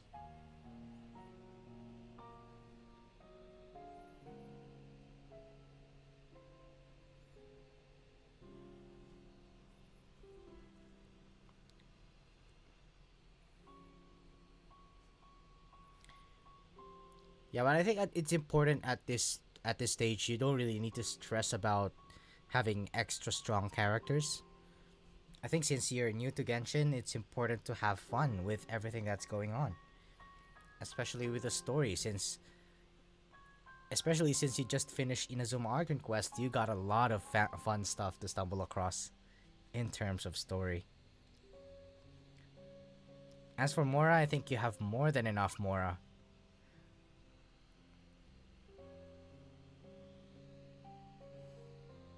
$22 coins for Teapot. That's also a lot. 22k. I couldn't remember if you can unlock the transient resin at this point. But you can buy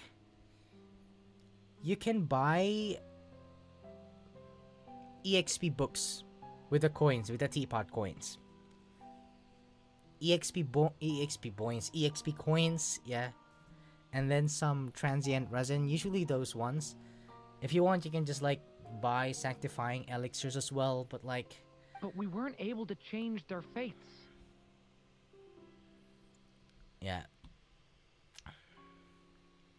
True, you couldn't change how their stories ended, but you did build some variables around yourself. EXP Loki scam. Oh, you need level 8 for the transient resin. EXP's Loki scam? I mean, at this point, he like kind of like only needs to worry about leveling. Character and weapons.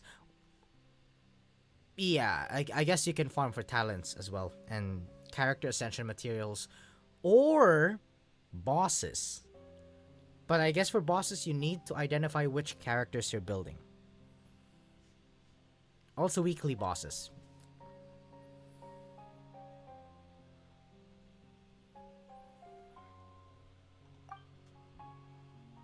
Variables?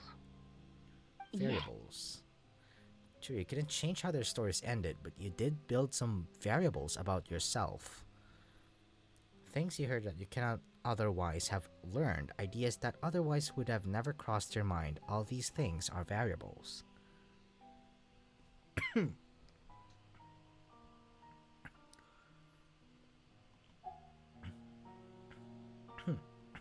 Of course, most variables usually pale into insignificance with the myriad of possibilities floating around. But the moment you start treating them as building blocks and intentionally stacking them, that changes things. That's what Dottore did, and it's how he created the necessary conditions so that when you activated the portal tonight, it played right into his plan.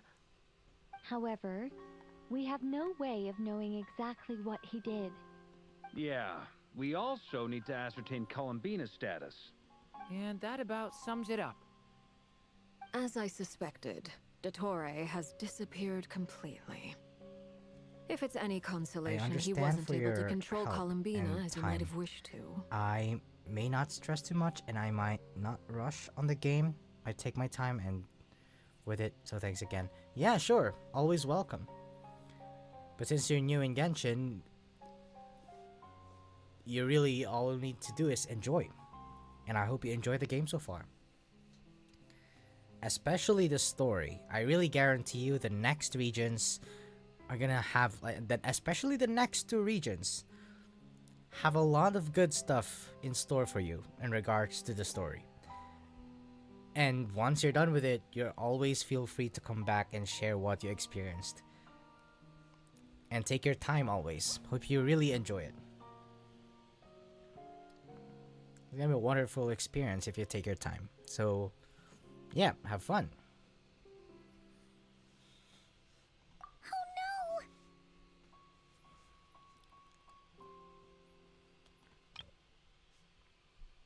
As I suspected, Dottore has disappeared completely. If it's any consolation, he wasn't able to control Columbina as he might have wished to. I'm afraid that's small consolation given the reason why. She escaped into the moon's reflection. Moon's reflection? Wait, what? What's the moon reflection about? All we saw was Dottore appeared and used some kind of power. The next thing we knew, he and Columbina were gone and you were falling into the sea.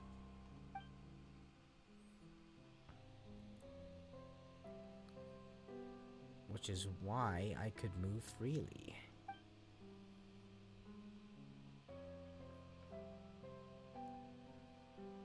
Happened in a single instant. They were figuring out Zawarudo. Dottore literally did Zawarudo.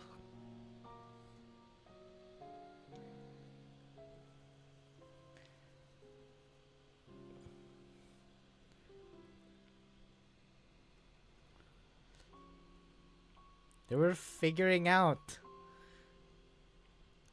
They didn't know time has stopped. Tokyo Tomatta. So that's the power of the three moons. I thought Dottore used something else. I thought he used that technology thing. But I guess if with the three moons combined, you basically have Zawarudo. No, what the heck is that? It's kind of lame.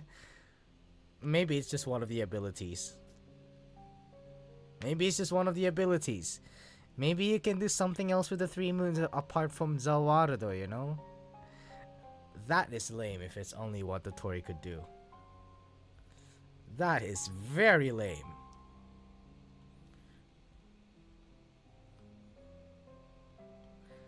Oh wait, I didn't realize you were actually typing on Twitch. I wasn't paying attention. Okay, so you're at this part. We know what we're doing in Luna 4, I guess. Loki, Dottore could get fired for disobeying the Tsaritsa, or maybe the Tsaritsa already knew. Probably the Tsaritsa already knew. I mean, the Fatui has like insane networks. That everything like spreads, even if like, you know, things happened, and before you know it, the Fatui already have intel about it. And it already reached Piero the Tsaritsa. Because I think Piero's also in Nordcry. And like, the Tsaritsa probably sent him there. Or maybe Piero is a cohort of the Dottore.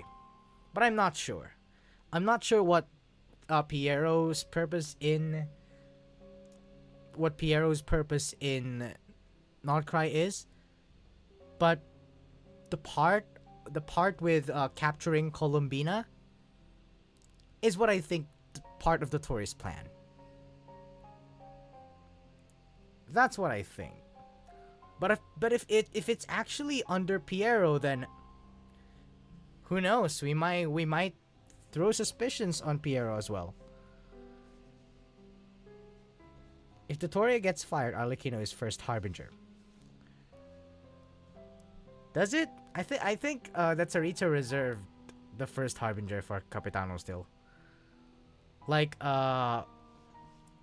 it's not it's not vacant from what I know. Like the Tsaritsa acknowledged the Capitano's asking for leaving, or rather pushing with his plan to like sacrifice himself for Mawika. I think what I think is going on is that the Tsaritsa left the first seat. But I'm not sure. I mean, I'm one of those people who's hoping for Capitano to come back, because I guess it's like,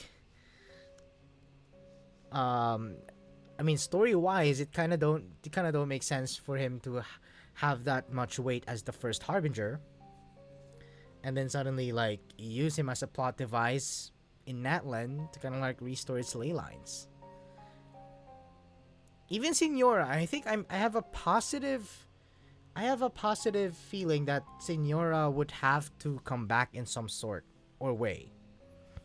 Not out of copium, but I think like in certain lore reasons that might have something to do with the old world, quote unquote the old world. I'm not sure if this old world is something that is also tackled by the two worlds of the iridescent moon / crimson moon. Definitely something related to Tholendis and Rarier. Imagine if we get Rarier to beat up Dottore. If Pierre is actually here, maybe that's Luna 4 or 5.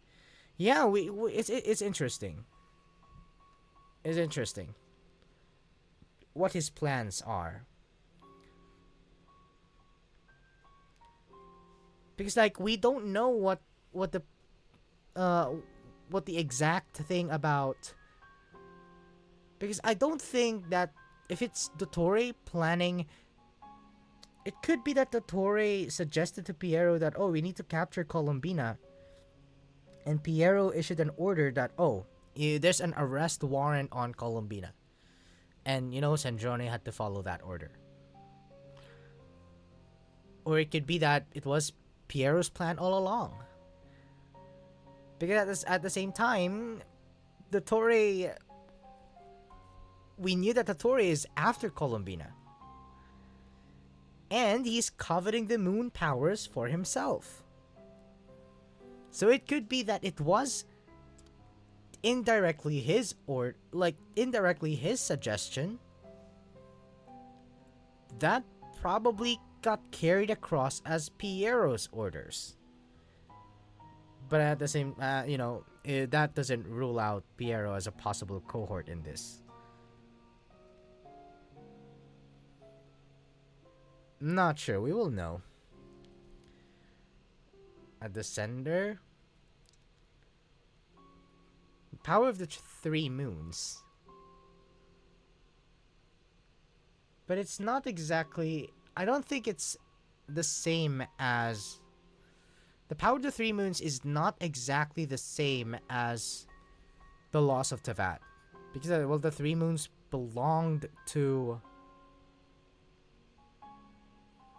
Three Moons technically belong to Nibelung. So technically is a power that belonged to the dragons. However, the thing about life, death, time, space, and reason, I don't think they are they are inherently belonging to the heavenly principles. Well, the Tory did mention that it was never belonged to the throne of the heavens, and it was confirmed during like Act 5 that the loss of Tevat, that those of like time, death, space, time, death, space, life pertain to the loss of Tevat.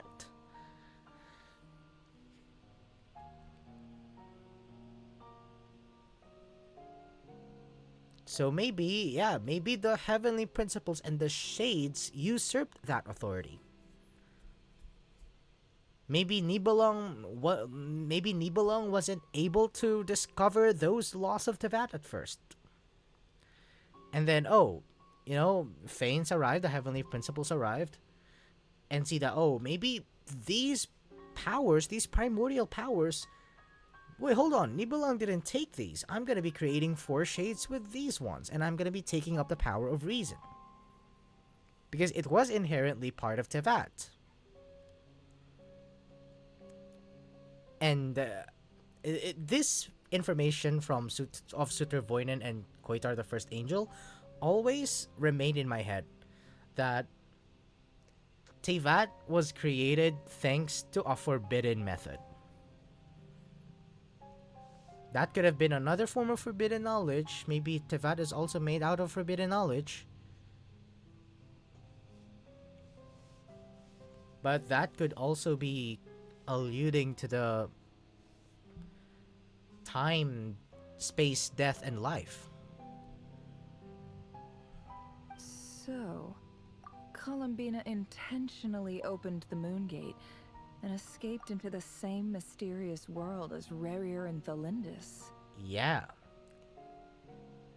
Open the Moon Gate. But if it's a Moon Gate, then does that lead to a place near the moon? And Columbina said that, oh, I guess I'm not gonna be coming home today. I'm not gonna be coming home this time.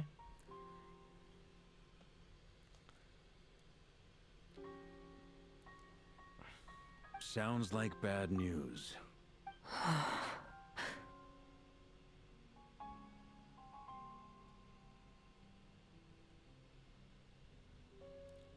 Why was Rerir trying to kill Columbina again? Because I think Rerir was after the Kuvaki energy. Because, you know, back when you know, he parted ways with Tholindis, it was like his pivotal moment that drove him to take on the abyssal powers that made him one of the 5 sinners. And so he took that power upon himself out of the drive that he can preserve his life with Tholindis. Like, I think Vetterfolnir did mention that. That, oh, this is one way you could, you know, reunite with Tholindis. Join us with wielding abyssal powers and become one of the sinners. So at this point, he's still he's still after Kuvaki, which was the entire point of the beginning of Notcry. That's why, you know, he was trying to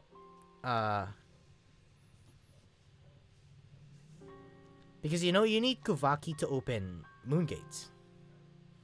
That's why when they were fighting Rerir, so also if Columbina is playable, how are we supposed to get into that space?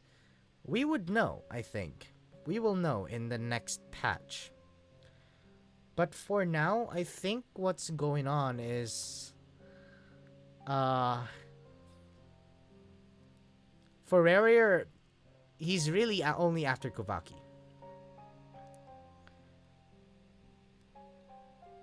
I can think of is Dainsleif. Possibly. But I think like Dainsleif is some sort of amplifier. Columbina couldn't, Columbina, it makes sense for Columbina not to be able to hold the moon gates opening. And if it's not for Dainsleif, it wouldn't have been open for long. Now this raises another question as to what kind of power Dainsleif has. Yeah.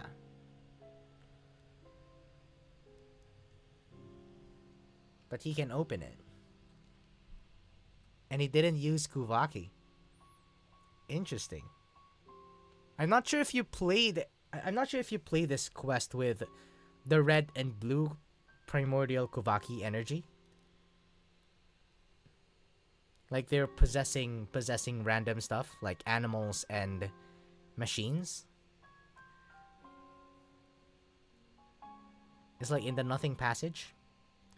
And when these two primordial Kuvaki energies met, it basically exploded, and it created a pocket space for the Traveler and Paimon to go through. I think that space is where the moon gates lead to.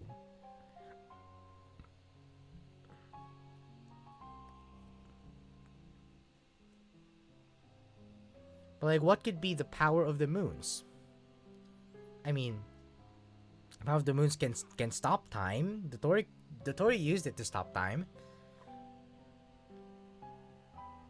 Columbina still has a power of her own as a moon goddess to open the moon gate. So maybe it's something that can influence time and space. Space-time, basically. So I'm thinking it could be a different point in space.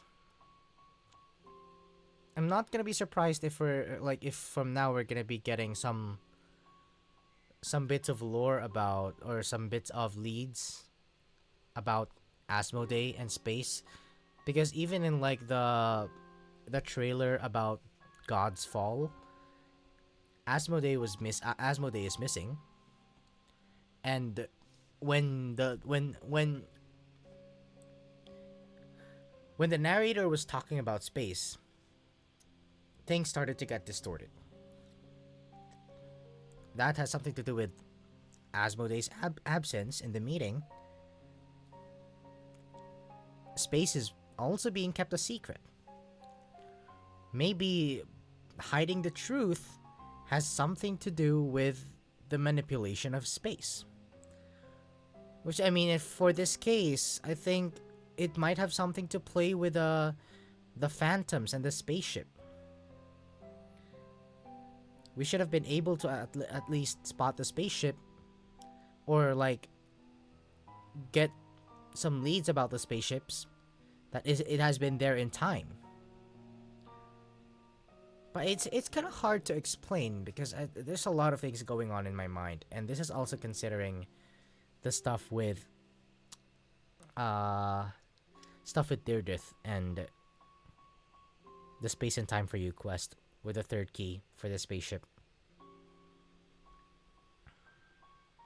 Seen in that way, the Trilunar Syzygy and Revere's emergence, the Tori might have been pulling the strings in both cases. According to Miss Alice, he is attempting to transcend his destiny and finish an experiment that only a god might complete. An utter lunatic. Wait a sec. Where's Hat Guy? Seems like he'd want to be here for this. He took off with the Dodo communication device after we spoke to Alice. He said he had a hunch that he wanted to investigate by himself.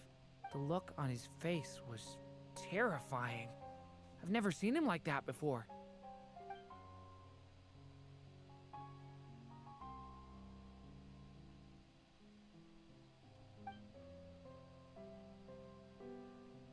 I'm back. Hat Guy! I went to look for the Hyperborean phantoms again. I think I've gotten to the bottom of it. I got them to talk to Nicole on the other end of the communications line. Turns out, the history they describe is different from how Nicole remembers it.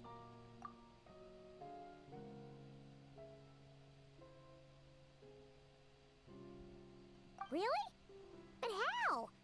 Surely Nicole can't have been wrong.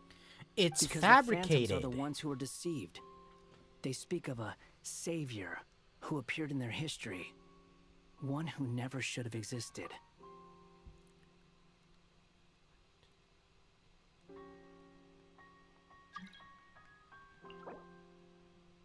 Oh no, I'm sorry, I'm doing that quest right now. I can't really accept anything. This savior promised to create a new moon within the false sky, and even bring back their moon goddesses. Foolishly, they believed in him, and told him everything he wanted to know about the moons. It's obvious that this was Dottores' doing. Now you mention it, the first time we entered the Hyperborean ruins, We heard the phantoms discussing their history, and I remember Nicole commenting that something sounded a little strange.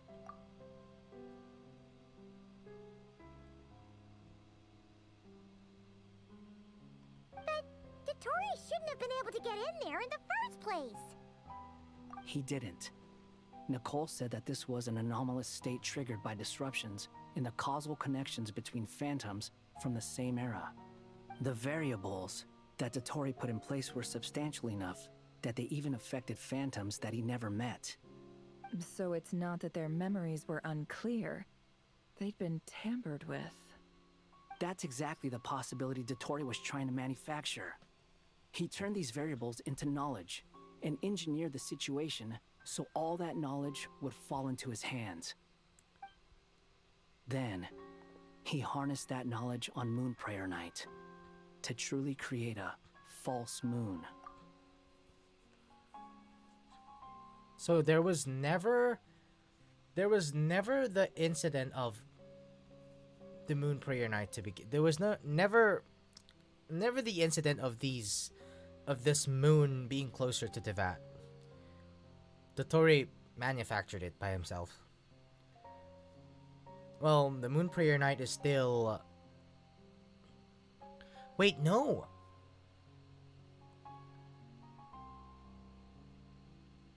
I think the Moon Prayer Night was also fabricated. But still, although the festival is still real, he made use of the atmosphere and the celebration to push through his plans. We're going to learn the real history, pretty much. But I think Nicole is right. Although I think it's like, you know, everything that's been happening with Nicole sharing history, and I think he's been in the vicinity of Kisi Island, what I would say. Dottore has been listening, I think. How is that even possible? To be precise, he exploited a weakness in the way the spell works. The spell senses Kuvaki to detect the moon's location. So, as long as the false moon more strongly resembled the moon than the frost moon beyond the skies, the gate would teleport Columbina to the false moon's location. In other words, to Dottore's side.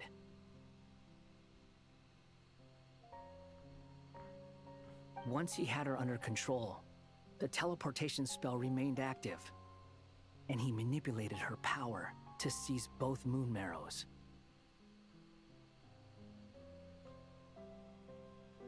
At that moment, the moon marrows disappeared right before our eyes.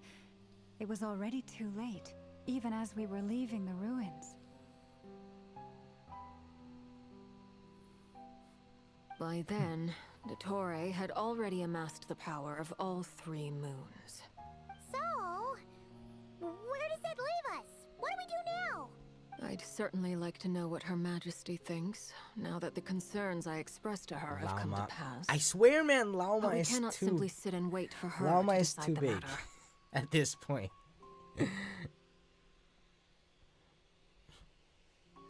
Lauma is an effective And in any distraction. case, it is not the Fatui Harbinger Lauma's Damselette boobas who are sees indeed us big. as her friends, but rather Columbina Hyposelenia.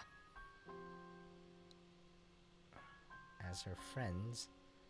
Wait, hold on. I missed something. Her Majesty thinks, now that the concerns I expressed to her have come to pass, but we cannot simply sit and wait for her to decide the matter. And in any case, it is not the Fatui Harbinger Damselette who sees us as her friends. Damn, things got really personal now. If, even in such extreme circumstances, Her Majesty will not lift the prohibition on Harbingers drawing steel against one another,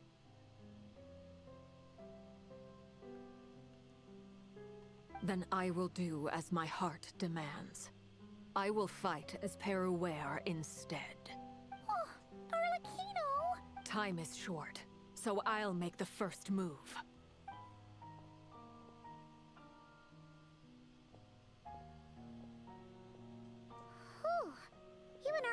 Juno seems to be losing her cool now.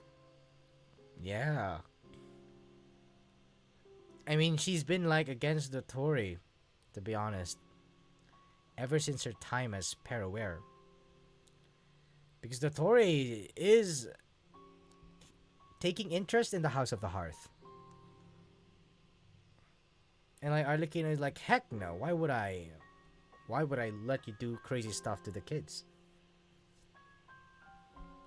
Yeah, and it's largely personal now, especially with how they eventually got attached to this, how they already bonded with the present Columbina. So, you know, Columbina has already gotten to the point where she's a very precious friend, more than just a colleague in the Harbinger space. And like, imagine for Wanderer. Oh my goodness, Wanderer already holds immense resentment against the Tory.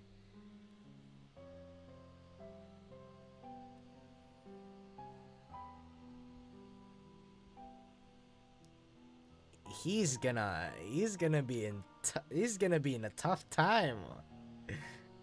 Wanderer just hates everyone. No, he's kind of like a tsundere. I mean, he's a little bit more warm now, to be honest, especially with his recent interactions compared to back then when he was just reforming in the Chimera Academia, you know, or even back during Simulanka. But the Wanderer right now is warming up to people. 2v1 against. I would like to see that.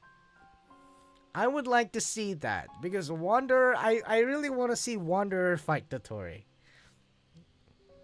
It's always been something that is kind of hyped up. I'm not sure if others feel the same thing. I mean, probably they just want to fight the Tory, or they just want to see the fight itself against the Tory, you know, or how the Tory fights. I just want to see the action unfold between the Tory and Wanderer. These two needs to settle the score. And I want to see Wanderer fight again in a cutscene. You know, because it's like, I'm not sure why it's epic. For Arlecchino, sure. I mean, Arlecchino is epic. But like, Wanderer, please. I want to see him fight. Because I think it makes sense with the context. I'm just so hyped to see Wanderer right now. Like, he's gonna fight as Wanderer and not as Scaramouche. But maybe, you know, taking into account his time as Scaramouche when the Tory was messing with him a lot. Messed with his entire life. Definitely got to throw hands. Yeah, I want to see Wanderer. This guy. Hat guy. All right.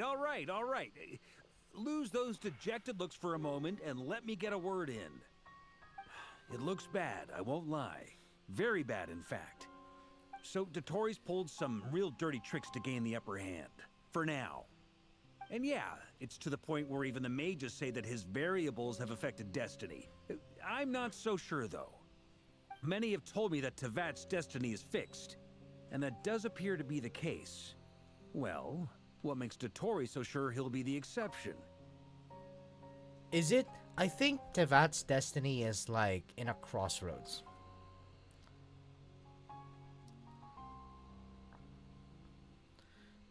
And I'm kind of thinking that the entire thing with Dotori, even before Not Cry, because I think he only has one goal, so he's pretty much only working towards that single goal.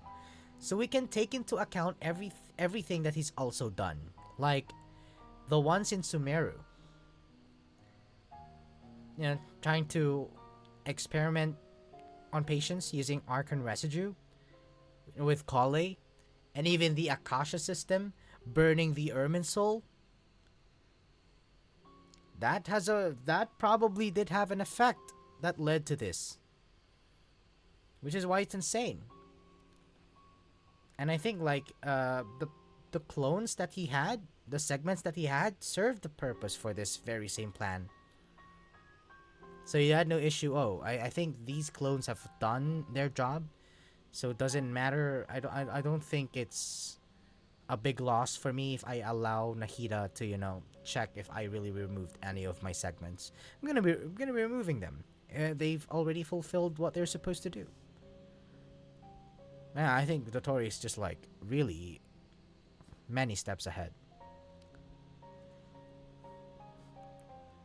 Which I'm not sure what.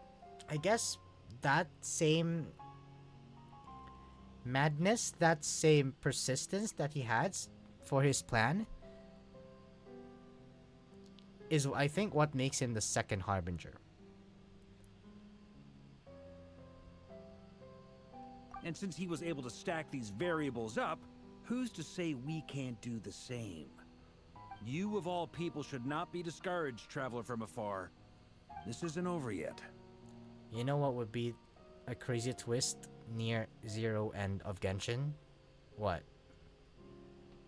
And you're not alone in that. Everyone here does, whether they've spoken thus far or not. But none of us are the type to sit back and wait for the sun to shine again. Traveler didn't change destiny. Who did? The sibling? Like Natlan and Fontaine. Well, the Fontaine one, they definitely didn't change anything. They only helped, sure. They only helped. But I'm not sure, because I think Fossalor's biggest factor, it was destiny changing to fit the traveler. Oh.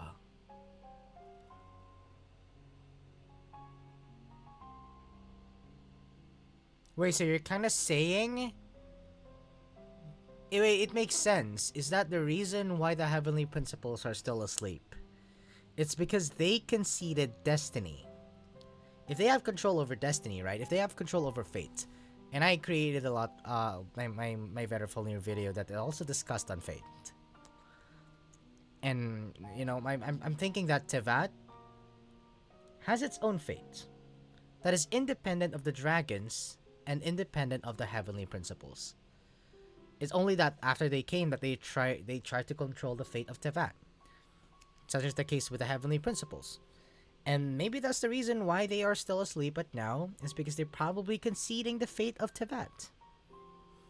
And it happens that this destiny is actively choosing the Traveler. So it's kind of like a self, like in a way, Tevat as a world is a sentient world, like a self-conscious world. Or maybe, you know, it has something to do with the moons all along. That is why Dotori wants the moons. That's exactly how a knight should roll. They knock you down, you get back up and get back in it. Don't forget, Honorary Knight, you're a legitimate member of Mondstadt too. Mark is right. This is far from over. Dotori's already way overdue a butt-kicking given his past shenanigans. And after this, he's earned himself a double dose. That's what I'm talking about. How's everyone else feeling? I'll use Kuvaki to investigate Columbina's whereabouts. I am not ready to give up either. Leave the intel gathering to me. Whatever happens within Nodcry's borders, when the Curatorium of Secrets wants to be in the know, we always find a way. But what about the sibling? Aren't they also trying to change destiny? With the Abyss? Ano and I will do all we can to support you. We will attempt to reverse engineer Dotori's actions and seek a breakthrough that way. Alice and Nicole are busy dealing with an emergency at Tevat's borders, so they can't return just yet. But they're both very angry about this. They've asked Albedo and me to act on the Hexen Circle's behalf and do everything in our power to fight back against Dotori. Are you ready then? We're going to have to conduct a lot of research, even in the early stages. I'll do my best. As for me, I'm pretty familiar with Dotori's way of doing things, so I can try to predict his next move.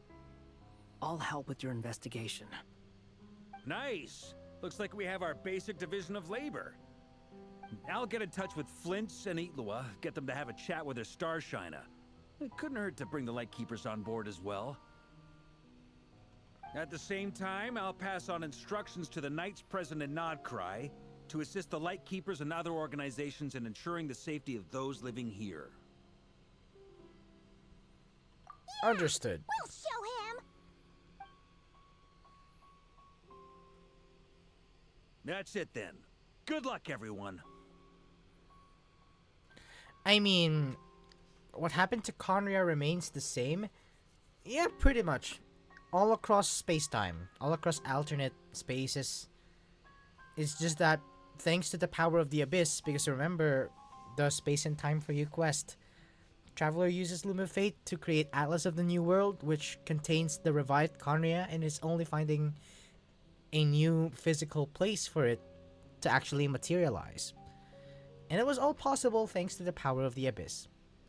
So you might have generated a timeline for Conria that borrowed the ley lines of the present and used Dainsleif's memories to basically alchemize this revived Conria in a way that when we place it in this exact reality, it kind of holds true that Conria was never destroyed by the Cataclysm. Because, I mean, in that timeline, it could be that the Cataclysm still happened, because it's still, I mean, everything in history belonged to time. Everything that was recorded by Irminsul was still time. And I think the possibility that Conria never got destroyed, I think, is a matter of intervention, thanks to the power of the Abyss. That, sure, it's still true to time in a sense that the Cataclysm happened. And it's a separate space. But it generated the possibility that instead of destroying Conria, it could have been that thanks to the power of the Abyss, it was able to withstand the Cataclysm and became prosperous again. And that's the Conria that's being contained in the Atlas of the New World. Heavenly Principles are the Heavenly Principles for a reason. I'm pretty sure they're just there to, you know,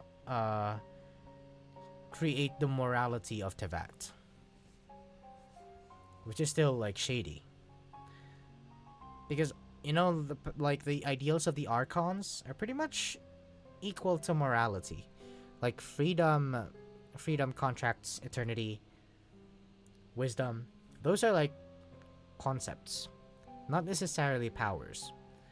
But probably something that probably had something to do with the power of the Heavenly Principles. Because back then, there was no ideals, there was no values, there was no morals. It's only pure elements. Pyro, you know, all the ancient stuff, Hydro, Primordial Sea, all nature.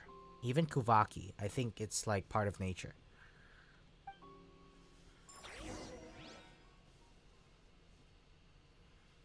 Although what's interesting is, you know, Neuvillette. Neuvillette was a dragon, was the Hydro Sovereign. And him becoming human is pretty much kind of teaching the dragons how to wield the power of morality that the Heavenly Principles had. I never thought that Columbina would become my real name. It went from being a Fatui code name to something my friends call me. And remember, come night or day, the moonlight shall always connect us.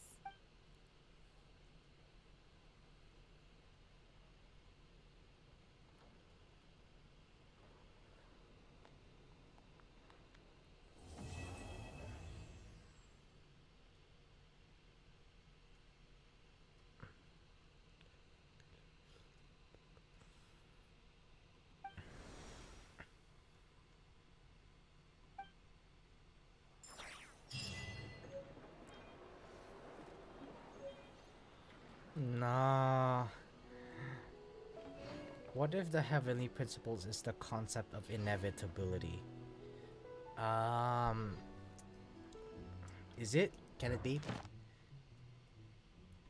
Inevitability? Couldn't control destiny. They definitely can't. They definitely can't control destiny, I think. Not even Nibelung. I think the fate of Tevat is really just its own. And when the Voyager came to Tevat and see that, oh, you know what? Tevat is gonna be destroyed. Maybe that's not inevitability. That's not meaning that the heavenly principles wields the power of inevitability as well. Because, I mean, the Voyager saw it. That Tevat is eventually gonna be destroyed. That's why they invited Nibelung to traverse with them in the cosmos, and Nibelung said, nah, watch my people make this world prosperous. But the thing is, he left for some reason. He left and came back, got himself whooped by the heavenly principles, usurped his power, and then turned the natural order of Tevat to a different direction.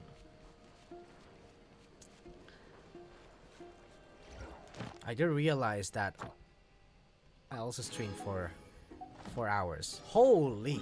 I never imagined I'd be able to do this. Although, makes sense. I haven't really been speaking, especially during the Moon Prayer night. This is kind of like my 3rd time streaming. Saying your random thoughts? Nah, nice. That's actually pretty helpful. Any thoughts is appreciated.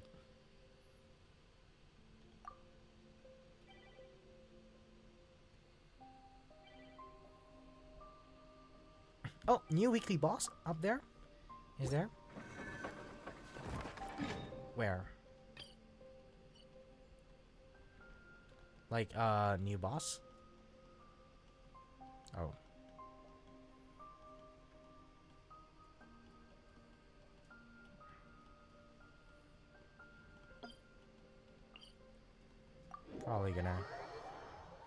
Probably gonna do some ley lines and then end stream, but I managed to finish it today, which is great.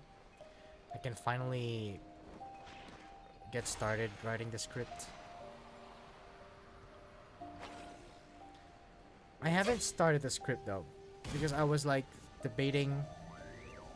My next video is kind of about time anyway, and I think I need to finish the whole quest to get like a more coherent idea.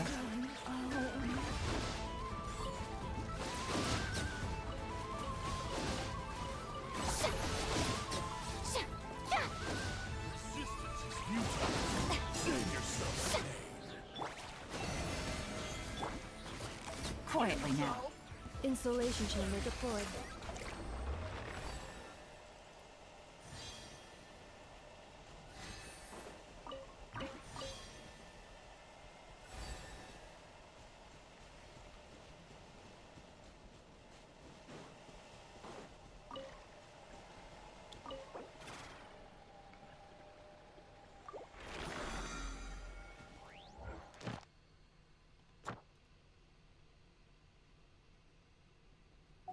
Original resin. Okay.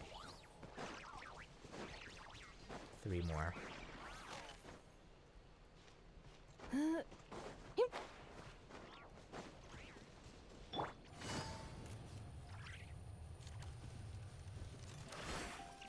Yep. Things up. Time's over.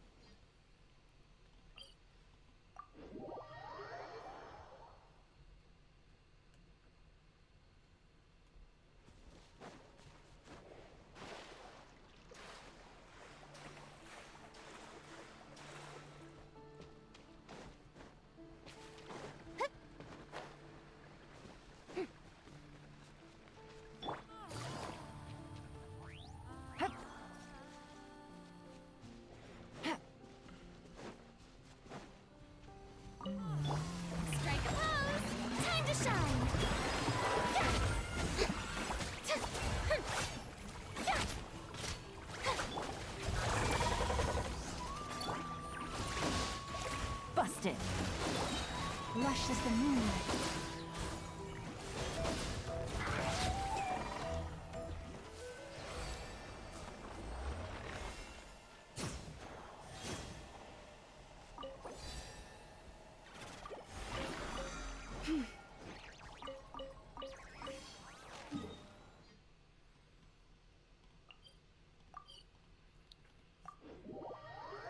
I might do Skirk tomorrow. I mean, if I feel like doing Skirk's story quest tomorrow, because I haven't done that yet. Add Astra. Thank you for